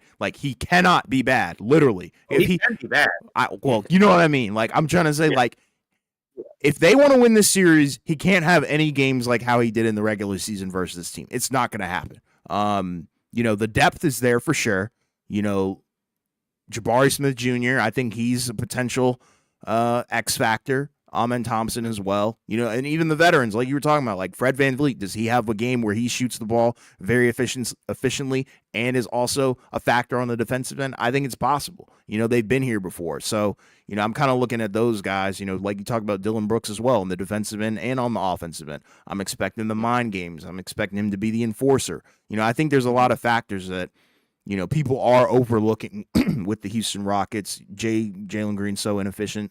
Yeah, it's horrible because I was talking to Chris, I think, a couple days ago. I was like, sometimes he looks like a generational scorer, and then sometimes he looks unplayable. And the sad part is there have been times where it's not just looks unplayable, he is unplayable. And if he's unplayable in this series, chalk it. Complete loss automatically. But because you're not going to find any offense elsewhere. He's got to be efficient. Yeah. That's the guy that I think your Dylan Brooks jumper broke, and he shot it well this year. So yeah, I mean, he did. We'll see. He's been really good for the Rockets. He's been a very valuable player for them on both ends of the floor. And we always knew defensively he was really good. It's just offensively, his last couple of seasons in Memphis were pretty rough, especially the postseason series against LA. But yeah, that's the thing, because Green profiles as the guy that on the perimeter you got to get going, because he's the guy that's got speed, got athleticism, the ability to score off the dribble. But like you said, can he knock him down? Can he get it going? Can he not play, just out of control? Because if he does, it's going to be rough. Just an ugly shot, rivaling Triple J and Tyrese, LOL. Yeah, those guys don't have the prettiest looking jumpers, but they're all good shooters. So yeah, did you see the quotes about what Draymond said about Kuminga? No. I think maybe one word. Go on. He said he'll contribute. He's great. He's getting his work in. That's all you can do in that situation is get your work in. And he'll be meaningful for us in that series. I have zero doubt about that. I think the challenge for him is to stay mentally engaged, as it is for anyone in that situation. So he thinks he's going to play, which I think makes sense, because realistically, you need a guy who has the athletic frame to kind of match up with a guy like Jabari Smith Jr., Amen Thompson, But yeah, I doubt he plays. Yeah, and in theory, that's the guy that, you're not dependent on him, but that's a guy in theory where the best version of him can elevate this team, because that just gives you another guy, worst case scenario, off the bench that can give you some pop and can make this team that without him looks kind of old, looks kind of slow, looks kind of unathletic, and turn it into something different, a good balance. I really thought Kuminga was going to be a breakout player this year. He face-planted it.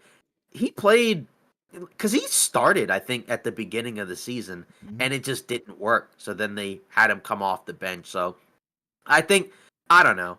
It's kind of hard for me to say he won't be back next season, because then it's like, where does he go? Who does he sign with?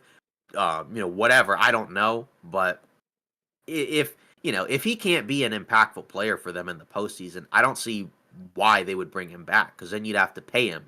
And it's like, well, you didn't play him this year, so it's that's the tough part. And I just think for them to reach their ceiling, I think he needs to be good. I don't think they're going to be able to win 3-4 rounds if he's just sitting on the bench, just kind of rotting away, while guys like Guy Santos are, is out there. And that's not an insult to Guy Santos. It's just, in theory, he should raise your ceiling. Maybe if he's bad, he lowers your floor, but I don't know. As long as he's on the roster, I think he has to be good if they want to go far. I don't see a world where they win at all and he's not at least a factor. Maybe they could get, to the conference finals, maybe.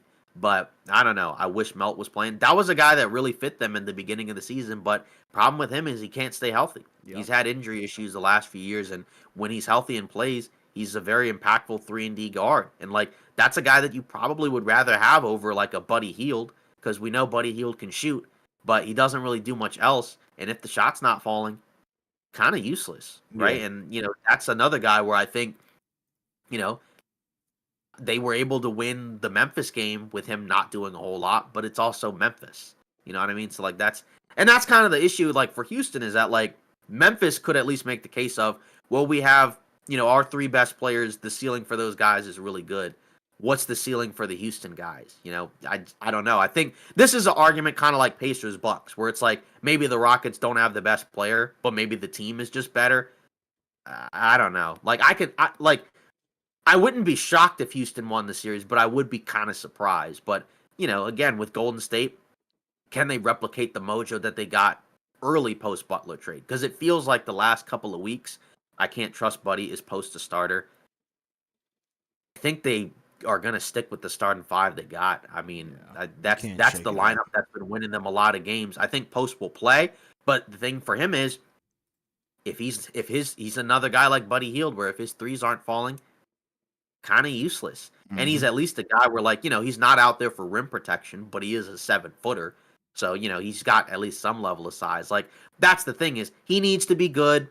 And pretty much everybody in the starting 5 needs to be good if they want to, make a case to win the title. Yeah, he's a body. Like he's a 7-footer.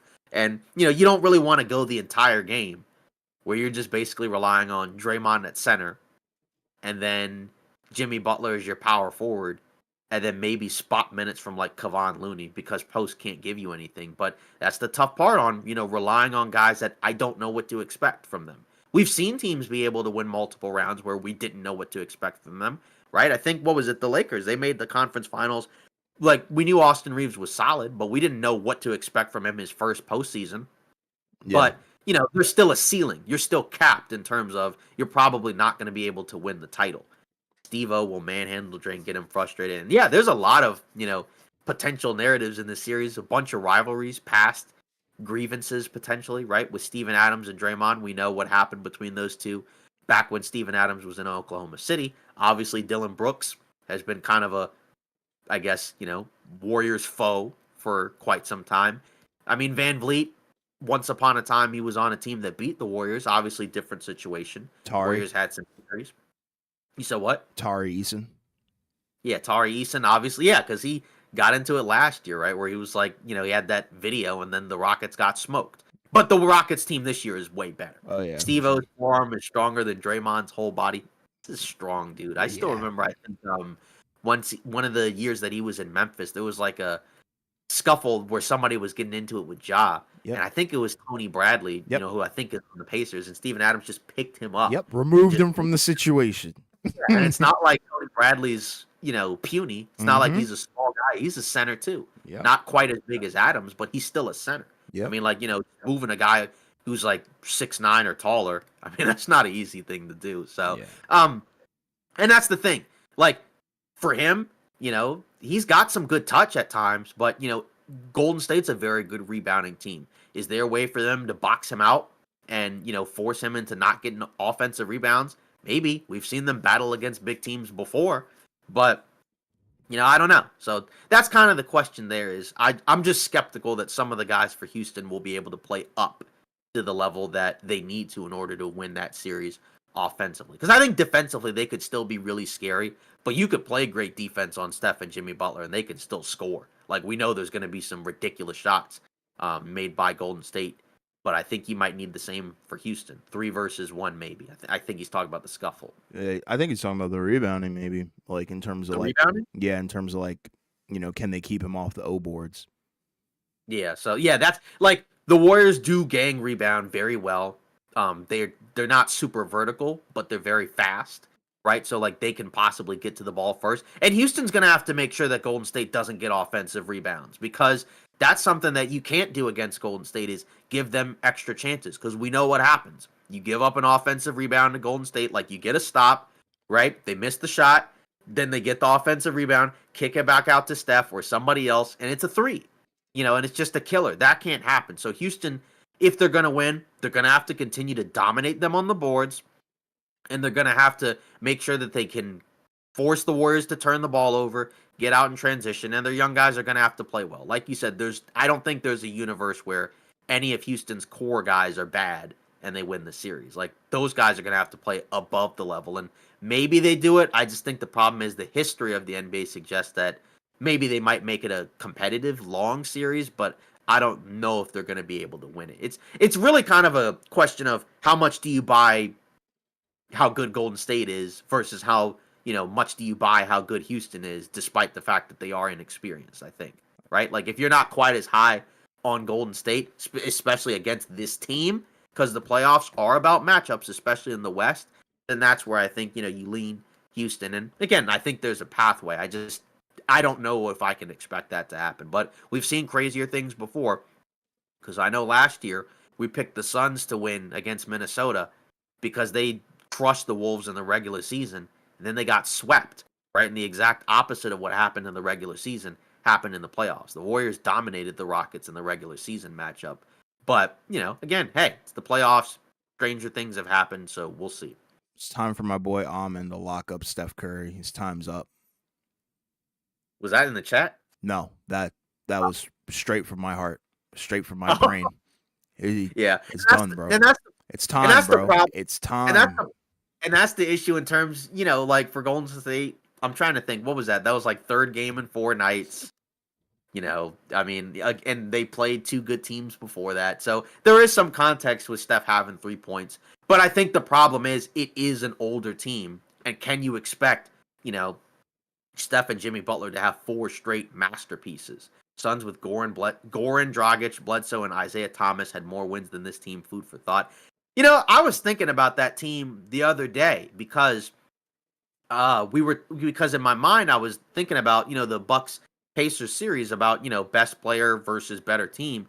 And it was kind of like there've been previous postseasons where the standings were also really close. Like, I remember at one time the thought process is like, if you can't get 50 wins in the Western Conference, you're not making the playoffs. And I think that Suns team had 48 wins. It's just the difference is now the league is more talented. It's deeper. Like, if you go and look at, the latter half, the lower half of the rotations for a lot of those teams, it's very different than some of the teams that we see now, right? So, like, 48 wins back then in the West isn't necessarily the same as 48 wins, now. Because, I mean, for some of those teams, I mean, you had guys, who were pivotal pieces for teams that, if they played today, may not quite look the same, right? Like, at one point, what was it? No offense to him, but, like, at one time, Donatas Moniunas was a starter, for the Houston Rockets, right? Even a guy like Omer Asik, or, you go down the list and you look at some of those other players, right?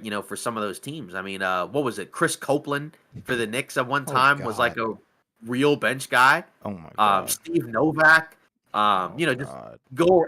Just go around the league for different teams. I mean, just that Rockets team was so empty. Yeah, I think that was the one that went to the conference finals, and I think he was. Was he in Houston the whole time? Until later. Was he drafted by the Rockets? Yeah, I believe so. Yeah, that's what I thought. Yeah, that was kind of the start of the Harden era. Moniunas. Yeah, holy crap, bro. Yeah, this is the type of stuff sometimes I'm thinking about, because, like I said, I thought about that Suns team the other day just because I was thinking about the standings and and just the team records and whatnot. It's a different league now. It's a different league where some of the guys that you're relying on now are different than the ones you were relying on before. It's Joel Anthony at one time was like the key rotational piece for a championship caliber team. You know, again, no insult to those guys. I'm just saying it's a lot different now. But I don't know. I guess so. Say for Golden State, right? Who would you expect on that end outside of Steph and Jimmy Butler? I guess who are you looking at? That potentially might scare you if you're picking the Rockets to win. Like if you're kind of worried about the pick, who would you be worried about outside of Steph and Jimmy? Because I think you're thinking like, well, they're not going to get 70 plus points every game. So, I guess since you're the guy picking the Rockets, who scares you outside of those two? Nobody. Can that be my answer? It can be, but I mean, just like in theory. Because I mean, Draymond doesn't scare me. Buddy Hield, I think, is gonna get freaking, yeah. But I'm not gonna say the word I was gonna say, but yeah, I think could he have a random 6 for 10 from 3 night? He could. You know, that's definitely possible. He's kind of that guy. It's got to be but I don't trust him to do it, so I'm not scared. You know what I mean? Yeah, I know. Yeah, he could. Pods could have a game like that, man. This could be his. It's his first postseason, but he might be ready. You know, he's not like a one and done college player. You know, he played in college for 3 years, and it's funny because I remember when we did the mock drafts. You know, I remember both of us had him going to that team. He could be 2022 Poole. I mean, he had a strong close to the regular season. I think Poole during that regular season was better. Phenomenal. So you could at least kind of see the framework of, if Poole could replicate that in the playoffs, then you really have something. But the role that they have Pods, in is a lot different, right? Like, he has nights where he can have, big offensive nights because, teams are going to sell out and not allow Steph and Jimmy to do their thing. And that's going to open up things for guys like Pods. But, his game is very different from Jordan Poole, right? Like, Poole, is like a really good scorer that can play both on and off the ball, right? We know he can kind of get guys off the bounce, and also he could play within, right? He could kind of act and dribble handoffs, pick and roll. He had a little bit of wildness to him, and I think that was part of why they, let him go. But it is kind of weird because you do kind of Poole just a better ball handler. I think you do kind of wish that like they had somebody off the bench like that. I think that's what you would like to have if you're Golden State, because it kind of feels like, you want to have a guy who can just kind of come off the bench and mix things up. Like, how important are they 4 out of 7 times? Maybe not as important, but like Cameron Payne. I mean, you could give him the game ball potentially for sparking that Knicks run. Yes. And if you look at some of these other teams, like Minnesota does have a guy like Naz Reid off the bench who could have a big game. The Clippers, Bogdanovich, who hasn't been very good in these last couple of games, but you never know. He could get hot from 3. And for Houston, you make the case that it could be Jabari Smith Jr., like you mentioned, or maybe Tari Eason gets out in transition and does something. Whereas you look at some of these other teams, I don't know. Like, say for the Lakers, off the bench, Gabe Vincent, Dorian Finney-Smith, those are kind of the guys that you're looking at, and they're not really scorers. They are guys who can get hot from 3, but it's a little bit different, than the other options. And then for Golden State, kind of hoping, like I said, Quentin Post and Buddy Hield get hot. But I'm just banking on that Steph and Jimmy Butler, and then somebody is going to show up in each game. Doesn't matter who, and they'll be able to get it done in 6. But like I said, I'm opening the path. Like, I'm opening the door for the Rockets to win the series. Like, I personally feel relatively confident that Golden State will win the series. But again, if they get, if they lose. Wait, so Chris, you got Houston? No, I have the Warriors winning the series. It's just I'm at least open to the idea of making the case for how the Rockets could win. Because I always want to look at it from both sides and at least try to make the case of, well, what could this team do to win the series? You know what I mean? Like, I picked the Lakers to beat Minnesota, but I at least open the door and make the case for the Wolves to win that series. Because you want to be fair. Because so many of these teams, especially in the West, are super close in terms of the standings. Like, the Warriors are the 7th seed with 48 wins. They only have 4 less wins than Houston. That's not like a ridiculous amount. So these teams, I think, are closer than you think. But again, the Rockets, if you're going to win this series, please do not lose the first 2 games. Or especially, because you're at home. You know what I mean? They're not going to lose. I'm telling you, Rockets in 7. They got it. I'm telling you, they got it. Like, if I could put something on it, I would. But yeah, I'm telling you, they got this, bro. Amen's gonna lock them up. Yeah, they don't have a third option. Seriously, I don't trust Pods. Sorry, he's a role player. No cap. That's fair. He's not a third option. I that's what I think. Like, and don't get me wrong, it might sound like I'm hating on the Warriors, but because I love what Jimmy and Steph bring to the game. Like, don't get me wrong, that is amazing. That duo is phenomenal. But outside of that, they don't have a third option to go to. I'm not impressed. And I think that's fair. Don't be surprised if Pod starts hitting step back threes. Dude, if that Over Jalen happens, Green. oh my god, I'm gonna have to Yeah, issue a freaking apology. That's crazy. yeah. Imagine if Pods outplays Jalen Green. Now, if that happens, yeah, Don't if, sow that seed into my head. if Now I'm that gonna be happens, thinking about that all day tonight.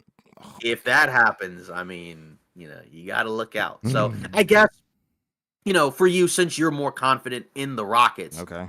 what do you think that that the young guys need to be able to do? I guess in theory, like in terms of Okay. I'm like, glad you're what would asking you this. like to see more from Draymond's been knocking his threes down? Yeah, and that's another thing. That's another Screw thing off, bro. in the I'm series. not worried about. I'm not worried I about mean, that.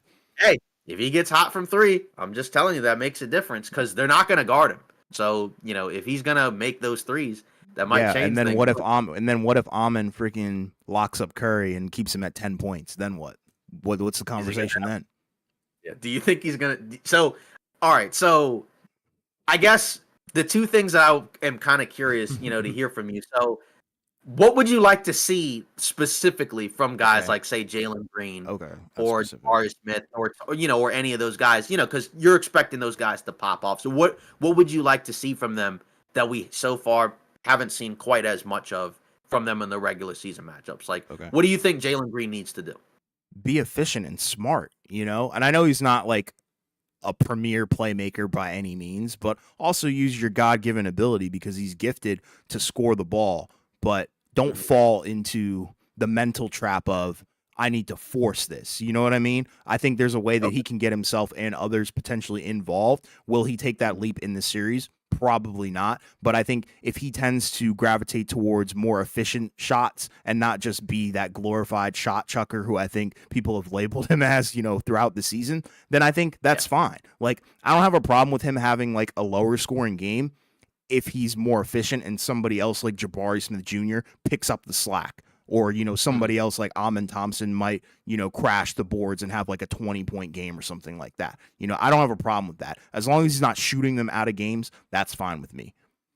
Jalen needs to stop being zesty and play professional basketball. But part of that is, kind of what some people like about him is that sometimes there is a little bit of an unpredictability. Sure, Or I guess he's a maybe wild you're card. yeah, he's a wild card. So I think that's kind of what you're, looking for. It's just, again, I think the problem is that he hasn't been good against this team. So why do you think he struggled a ton against this team? Is it just him missing shots? Is it something defensively that they're doing specifically to take him out and make him a non-factor? Or is it just, like you said, he's just a wild card? It's mental, bro. I don't think he has the best basketball mind, and I'm not calling him, idiot or anything like that, but we've seen younger players struggle with this before. Look at Anthony Edwards. There was a time when you looked at Ant-Man as, okay, he's a freak athlete. And what else, Like, there were a lot of people who were not high on him when he was first drafted. Exactly. But if he they can change their minds now, but they didn't know what to think. Yeah, if he cannot get, because the thing is, the Warriors are a smart defensive team. As great, as they are on the defensive end, a lot of it is carried by their defensive IQ. They know how to bait young players. Like, that's clear and evident. There's going to be times where I guarantee you Jalen Green is going to turn the ball over on an offensive foul because he thinks he can jump out of the gym, which you can, but not in that situation because there's two guys there and they're both setting you up for failure. Don't do that. You know what I mean? So I think it's more so of a brain thing. Like I said, not calling him an idiot or anything like that. But in terms of basketball decision making, it's not all the way there. And I think that's where a lot of the upside with the other guys like Alperen Sengun, offensive mind is crazy. IQ is through the roof. Same with, Amon Thompson as well. Like, both of those guys, they know they have a natural feel for the game. Jalen Green has the natural talent, but I think, you kind of need both to be successful. Mm-hmm. Yeah, and Jabari is 6'10" and shoots 20%. That's rough. It's rough. But hey, he's there for rebounds. He's there for his defense. He's there to have an impact. But if he can have a J-Mac kind of performance, I'm telling you that this team is a sleeper. Do I think they're getting out, past the second round? Probably not. But, I think that they're able to beat this team. But as a collective, I do want to say this because we didn't really touch on it. Yeah. Don't get baited by Jimmy. Don't let him get to the line. And that's Don't the question. Let him get to the freaking line, bro. And that's the question. Are they going to be able? Because that's, I think, another key defensively for Houston is they're going to have to find ways to prevent Golden State from getting to the free throw line, because that's the wild card part now that Jimmy Butler, well, not even wild card because you kind of expect it, but just from the perspective of that's one thing that he brings is he's very good at drawing fouls. And I don't really view him as like a grifter type of free throw guy. No. Like Those are legit fouls.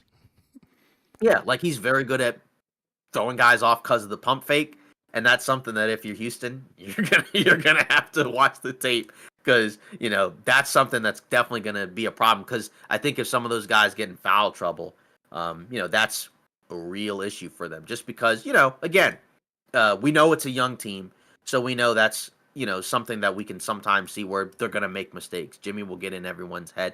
That's the thing. That's the guy that's not at all afraid and is very willing to get in scuffles. And I think this is going to be a series potentially like Knicks Pistons, where we might see some scuffles, because both teams have guys that are very well known for getting into those type of altercations. Even a guy like Udoka, right? Obviously, we know he's gotten into it with stars before.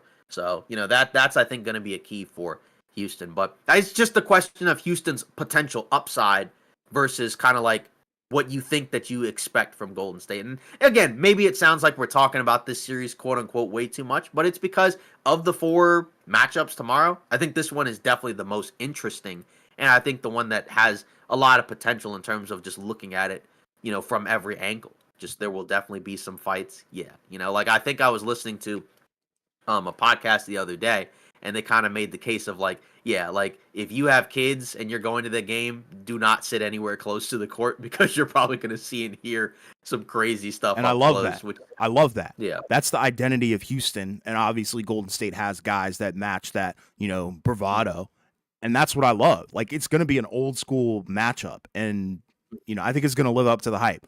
Now, if Houston gets swept, okay, well, doesn't live up to the hype. But I think, defensively, they have the personnel to stand their ground and take this to a 7-game series and give us, the fans, what we want. Like, we want to see, Steph with his back up against the wall. Imagine the narrative, back up against the wall, Game 7, from your perspective, obviously, would be, Steph and Jimmy pop off and seal the deal. Mm-hmm. Or from another perspective, okay, Houston Rockets, now they're the up-and-coming young team. It's perfect. You can't draw it up any better than that. And I think there's a pathway for both of these teams to win, but I'm on Houston's side. Yeah. Do you think there's a potential for it to be a short series, or do you expect it to, well, I mean, you have Houston in 7, but like, is there a pathway, I guess, for either team to, like you said, kind of wrap it up in 4 or 5? 100%. I think the Warriors are probably more likely to do so because they have the proven talent. They have the proven experience of Jimmy Butler and Steph Curry combined. I think that's scary. We haven't seen it in the playoffs yet, but we got a sneak peek in the play and barely beat Memphis. But regardless, hey, they did their job. Like I said, I think the experience and their resume speaks for themselves, obviously. And we know what they can do. That's the thing. Houston's such a wild card because we don't know what they're really going to look like at the end of the day. They could look like the greatest defensive team of all time and one of the worst offensive teams ever in the playoffs. And I think, I was reading something. I believe they might be the worst offensive team in the playoffs if Orlando wasn't here, and they're the number 2 seed. So I think that's where a lot of the doubt is sown, with Houston, and that's okay. That's fine. But I think Golden State would probably be more likely to end this series quickly because of the lack of experience from the other side. Yeah, and I agree with that. I mean, I think that would, if there was a 4 or 5 game series, I think it'd be more likely. And like, I think the most likely scenario would be like all the games are close and competitive, and Houston just blows them away, Houston blows those games like right at the end, where it's like maybe they're up for like 3.5 quarters, and then the last 5 minutes they just sell. Kind of like what we saw, I guess, from like maybe Wolves Mavs last year, right? Where, the Wolves were in, aside from I think Game 5, like every game, right? And then they found a way to just lose it right at the end. Or Lakers Nuggets a couple seasons ago, right? Where, or even last year, if Golden State takes an L, they won't be demoralized. Rockets will. What do you think about that? If Golden State takes an L, they won't be demoralized. But I guess he's saying if the Rockets do take an L, they will be demoralized. Yeah, would be negatively more impacted by a loss. Oh, for sure, Houston, because that's a confidence shaker. Number one, if they lose the opening game at home, they might be like, we don't have a chance. Like, I don't care what Udoka says. Like, but I feel like their culture is kind of set to the point where they don't think like that. but at the end of the day, subconsciously, that's going to be in their brain because they also Right. know who they're going up against. Like Steph is a proven guy for sure, and I think the Warriors they have the experience.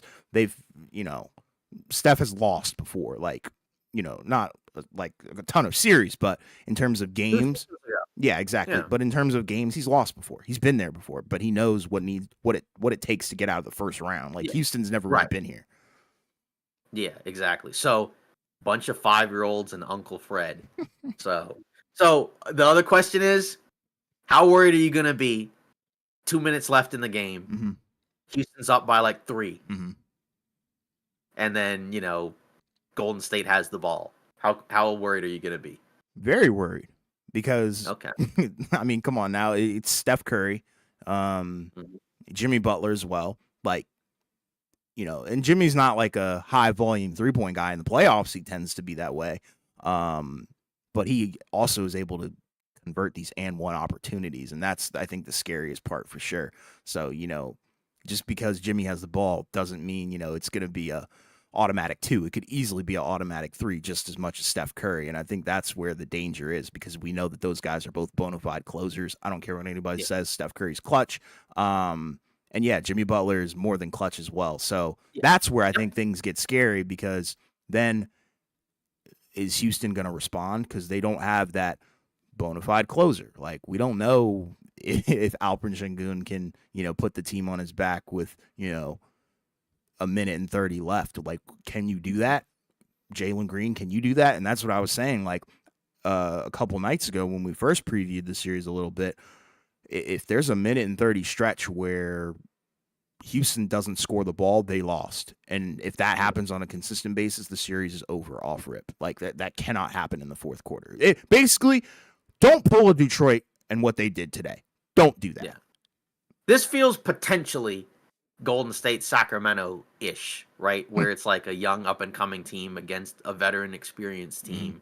And, we'll see what happens from there, right? The Kings got the best of them earlier on in the series, and then Golden State was able to close it out at the end. So maybe that's the script that happens. Don't know. I mean, Houston doesn't have a De'Aaron Fox as of right now, and that's kind of the question where, you see what Houston does. I do want to mend the SWAT and rip Steph a couple.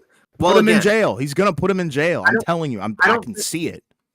Because the problem is, if they can't contain him at all, then there's probably no way they can win. Because there's a world where Thompson does literally everything he can do, and it doesn't matter. Oh, I know. Like, we've seen that we've seen, like you said, we've seen that type of play from Steph before, right? Where, defensive player of the year, Marcus Smart, or, name whatever team you want, right? Even Houston, at one time was like the one with Harden and Chris Paul. That was a great defensive team, right? Like, we've seen stuff like that before, right? So there is a world where that can happen. It's probably going to happen at least a couple of games.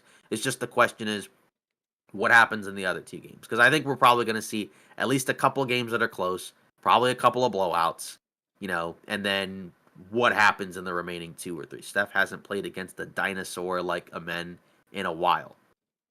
Exactly. I'm telling you, Amen is different, bro. The feel for the game on the defensive end is ridiculous. Combine it with his frame, athletic ability. And you got his freaking twin, not literally. The other one, what's his name? Freaking Tari Eason. Yeah, like, bro, that guy is scary too. Definitely more of a, Draymond kind of guy in terms of, who and where he's going to match up with. But, it's scary, man. And they need to force Steph to turn the ball over. Double him, and obviously there's going to be times, that Amen's going to have him in single coverage, and I'm sure they're fine with that. But they need to freaking Tari Eason needs to be in every lane. Not kidding. And maybe you play Tari more than you do Jabari Smith Jr. Because like Untamed said, now I'm thinking about it, the guy is inefficient. Like, there's no way around that.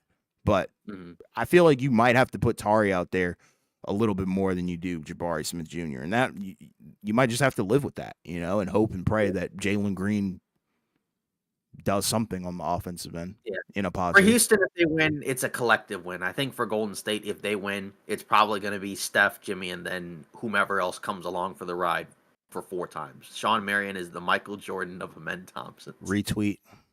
That's a great comparison. Yeah. And he's a guy that I think This Yeah. series reminds me of like Memphis versus LA. When Okay. Memphis was, I think, literally the 2 seed, right? Yeah, Yeah, that's and what it LA. reminds me of. Yeah, and it was like a scenario of yeah, it's just the difference was, for Memphis, they had a couple of their bigs out, and then LeBron and AD were kind of able to do what they wanted. But Yeah, then the swing piece was the other guys like Rui Hachimura and Austin Reeves, yeah. coming out of the gates, and they were able to help. And even D'Lo, right, had some games, right, where he was able to, be the difference, right, because he had what was it, the game? I know he fouled out, but he had like the game 4 where he hit the 3 consecutive Yeah, threes. that was when Conchar pinned AD. That was when that Yeah, happened. that was. Really? Yeah, I'm pretty Oh sure it my was. god! Yeah, I'm pretty sure it Wow, was. I was thinking it was the year before. No, I'm pretty Wow, sure it was okay. that year, dude. Oh my gosh. Wow. Yeah. That's funny because I remember like in that series, the problem with Memphis was offensively, right? Because they had so many guys that the Lakers were like, we don't care about you. Like David Roddy, go ahead and shoot threes. Dylan Brooks, Yeah, go ahead and shoot yeah, threes. dude. Oh my god. John Morant, he hit his threes, Yes, right? yeah. But you're like, we'd rather that than him just bodying us around the basket, right? Like that was a big difference there. Like Memphis from 3 was just absolutely atrocious, Which right? could happen here. That's why I'm like, yeah. it's scary. Well, which one is more likely for? It's so right? scary. Like, Yeah, and I exactly. get it. I know it might just sound like I'm going against the grain just because, but I'm telling you, deep down, There are people I who pick believe in Houston. this I think Houston Rockets team, bro. because Vegas, I think, has Golden State as pretty significant favorites There, to win yeah. the series. I have seen from other analysts there are some that have picked Houston to win the series. Most, if they do pick them to win in 7, which is interesting. I would think it would be in 6, because I just think it'd be hard to see a young team pulling off a Game 7. But they do have Game 7 at home potentially. These matchups are great, and yeah, that's the cool thing about these playoffs is I think there's the potential for a lot of teams to be able to make a real significant run. And I think for some of these teams, they're going to learn a lot about themselves. And depending on what happens this postseason, they're going to figure out, what they're going to need to do, right? Say Houston loses in the first round, right? Okay. They're probably going to go out and maybe try to trade for some type of star, right? Doesn't have to be Durant. It could be somebody else, right? But then say if Golden State loses in the first round, right? Like then they're probably like, well, now what? Right? We made this huge push to close out the season, but then we lost in the first round. You could make the case of, well, in the summer we'll get some better fitting role players. Maybe we, do some type of sign and trade with Kuminga or whatever. But tomorrow's not necessarily guaranteed because for them it is an older team and they could make moves, but then maybe some guys aren't healthy, or maybe some of the other young teams they take a jump to and maybe move ahead of them, right? Say the Lakers. What if they lose in the first round, right? Then maybe you're kind of looking at some of the core guys on that team differently, and you're saying like, all right, not to pick on him, right? But say like a Rui Hachimura, you're out of here, right? Or Gabe Vincent, you're out of here. I'm not saying that is what's going to happen, but it's possible. Or Minnesota, if they lose in the first round, they're going to be like, wow, we just basically completely ripped to shreds a team that went to the conference finals. Yeah. Right. Just a year ago. So, there's a lot of teams where I think, a lot's on the line, right? Say OKC. What happens to them if they don't make the finals, right? I mean, obviously they're a young team, so it's a little bit different, but that's a team that most people expect to come out of the West, right? We have them coming out of the West, right? But what if something stupid happens, right? Say, Denver or the Clippers come out of the first round and say, what if they beat Oklahoma City, right? Yeah. Then same thing for those teams. What if the Clippers lose in the first round, right? Then you make the case of, wow, we did improve, but it's the same issue every year where either Kawhi's hurt, we don't want that to happen, Right. or somebody has a stinker, whatever. If the Nuggets lose in the first round, right? We already expect them to make changes. They fired their coach and their GM. Memphis, they get swept, right?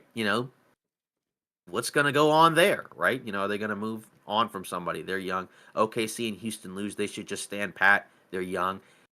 Houston, I don't know, because there's been so much smoke about them potentially going after somebody. I mean, I think, again, depends on what happens this postseason, right? Because if all the Houston guys play pretty well and they end up in the second round, right, or whatever, then they'll probably be okay, right? They may feel really good about where they're at, and maybe they just make some minor moves or whatever, right?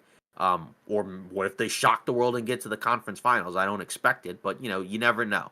And then But if they lose in the first round and some of their guys have a stinker of a series, they might reevaluate some things. Say, Jabari Smith Jr. stinks, and they're like, wow, we drafted this guy 3rd overall. He went from a starter to a bench guy, and, do we really want to rely on him, right? Do we want to pay him, right? Because he's in his 3rd season, I think. So Yes. he could be due or eligible for an extension in the summer. So there's a lot of things that are going to hinge on how this postseason goes. We didn't even talk about the East because I think we feel like, it's probably only really 2 players in the East. But just as a whole, there's a lot on the line for some of these teams. Because some of them, like Untamed said, they're going to stand pat, especially if they're young. Mm-hmm. But, even if you're OKC, they could have made a move at the deadline, right? And say if they don't make it to the finals or don't win at all, they might feel like that was a missed opportunity. But then they could also say to themselves, well, a lot of these guys have played very well and kept us afloat when they had a ton of injuries. Yeah. So, there's a lot that I think you could take from this. And that's why it's going to be fun. Yeah, I agree. Well, I mean, we're almost at the 2-hour mark. We talked everything. I mean, I don't know if you're ready to shut it down or not, but I mean, I guess because we don't know whether or not we're gonna stream tomorrow because I know you're not available. We'll see what happens. But I guess, do you want to maybe look ahead at what you maybe expect in the game 2s that we saw today, or do you kind of want to just save that? I mean, for game 2, let me think here. Nuggets Clippers. What is that? Nuggets at home. I would say they probably win that one. What else? Game 2, Lakers, Timberwolves. I think the Lakers respond at home. I think they win that one. Let's see. Game 2, Pacers, Bucks. I got to take Pacers here. I think they go up 2-0. I think that puts Milwaukee up against the wall. Mm-hmm. You think Dame comes back, or you think they save him for game 3? Game 3. I think they want to see how game 2 goes. Okay. And then game 2, Knicks, Pistons. Yeah. Knicks. Give me the Knicks at home. Yeah. I think they make another statement. Yeah. Untamed says no stream tomorrow. That's the thing is, because obviously with the way that, some of our personal schedules work, we may not always be able to do it. In the past, because you've been in our previous streams, what we normally did was we would usually stream at the beginning of, these series. And then we would usually stream at the end. And then, that way, sometimes like a decent amount of time has passed. But usually there's still like other things to talk about, and then we talk about, like the team that got eliminated, what happens with them in the offseason. And then, the team that moves on, what do we expect? Then I think when we did the finals, we did every game. Of course, all of it depends on schedule and availability, because that's kind of how personal things go. But, but it's always fun to do the playoff streams, right? Because I know during the regular season, we don't normally stream. I think we did, like maybe 2? Because I think we did the trade deadline, and then I think that was actually it. I think in previous seasons we did the opening night. We did the opening night this year too. Yeah, we did.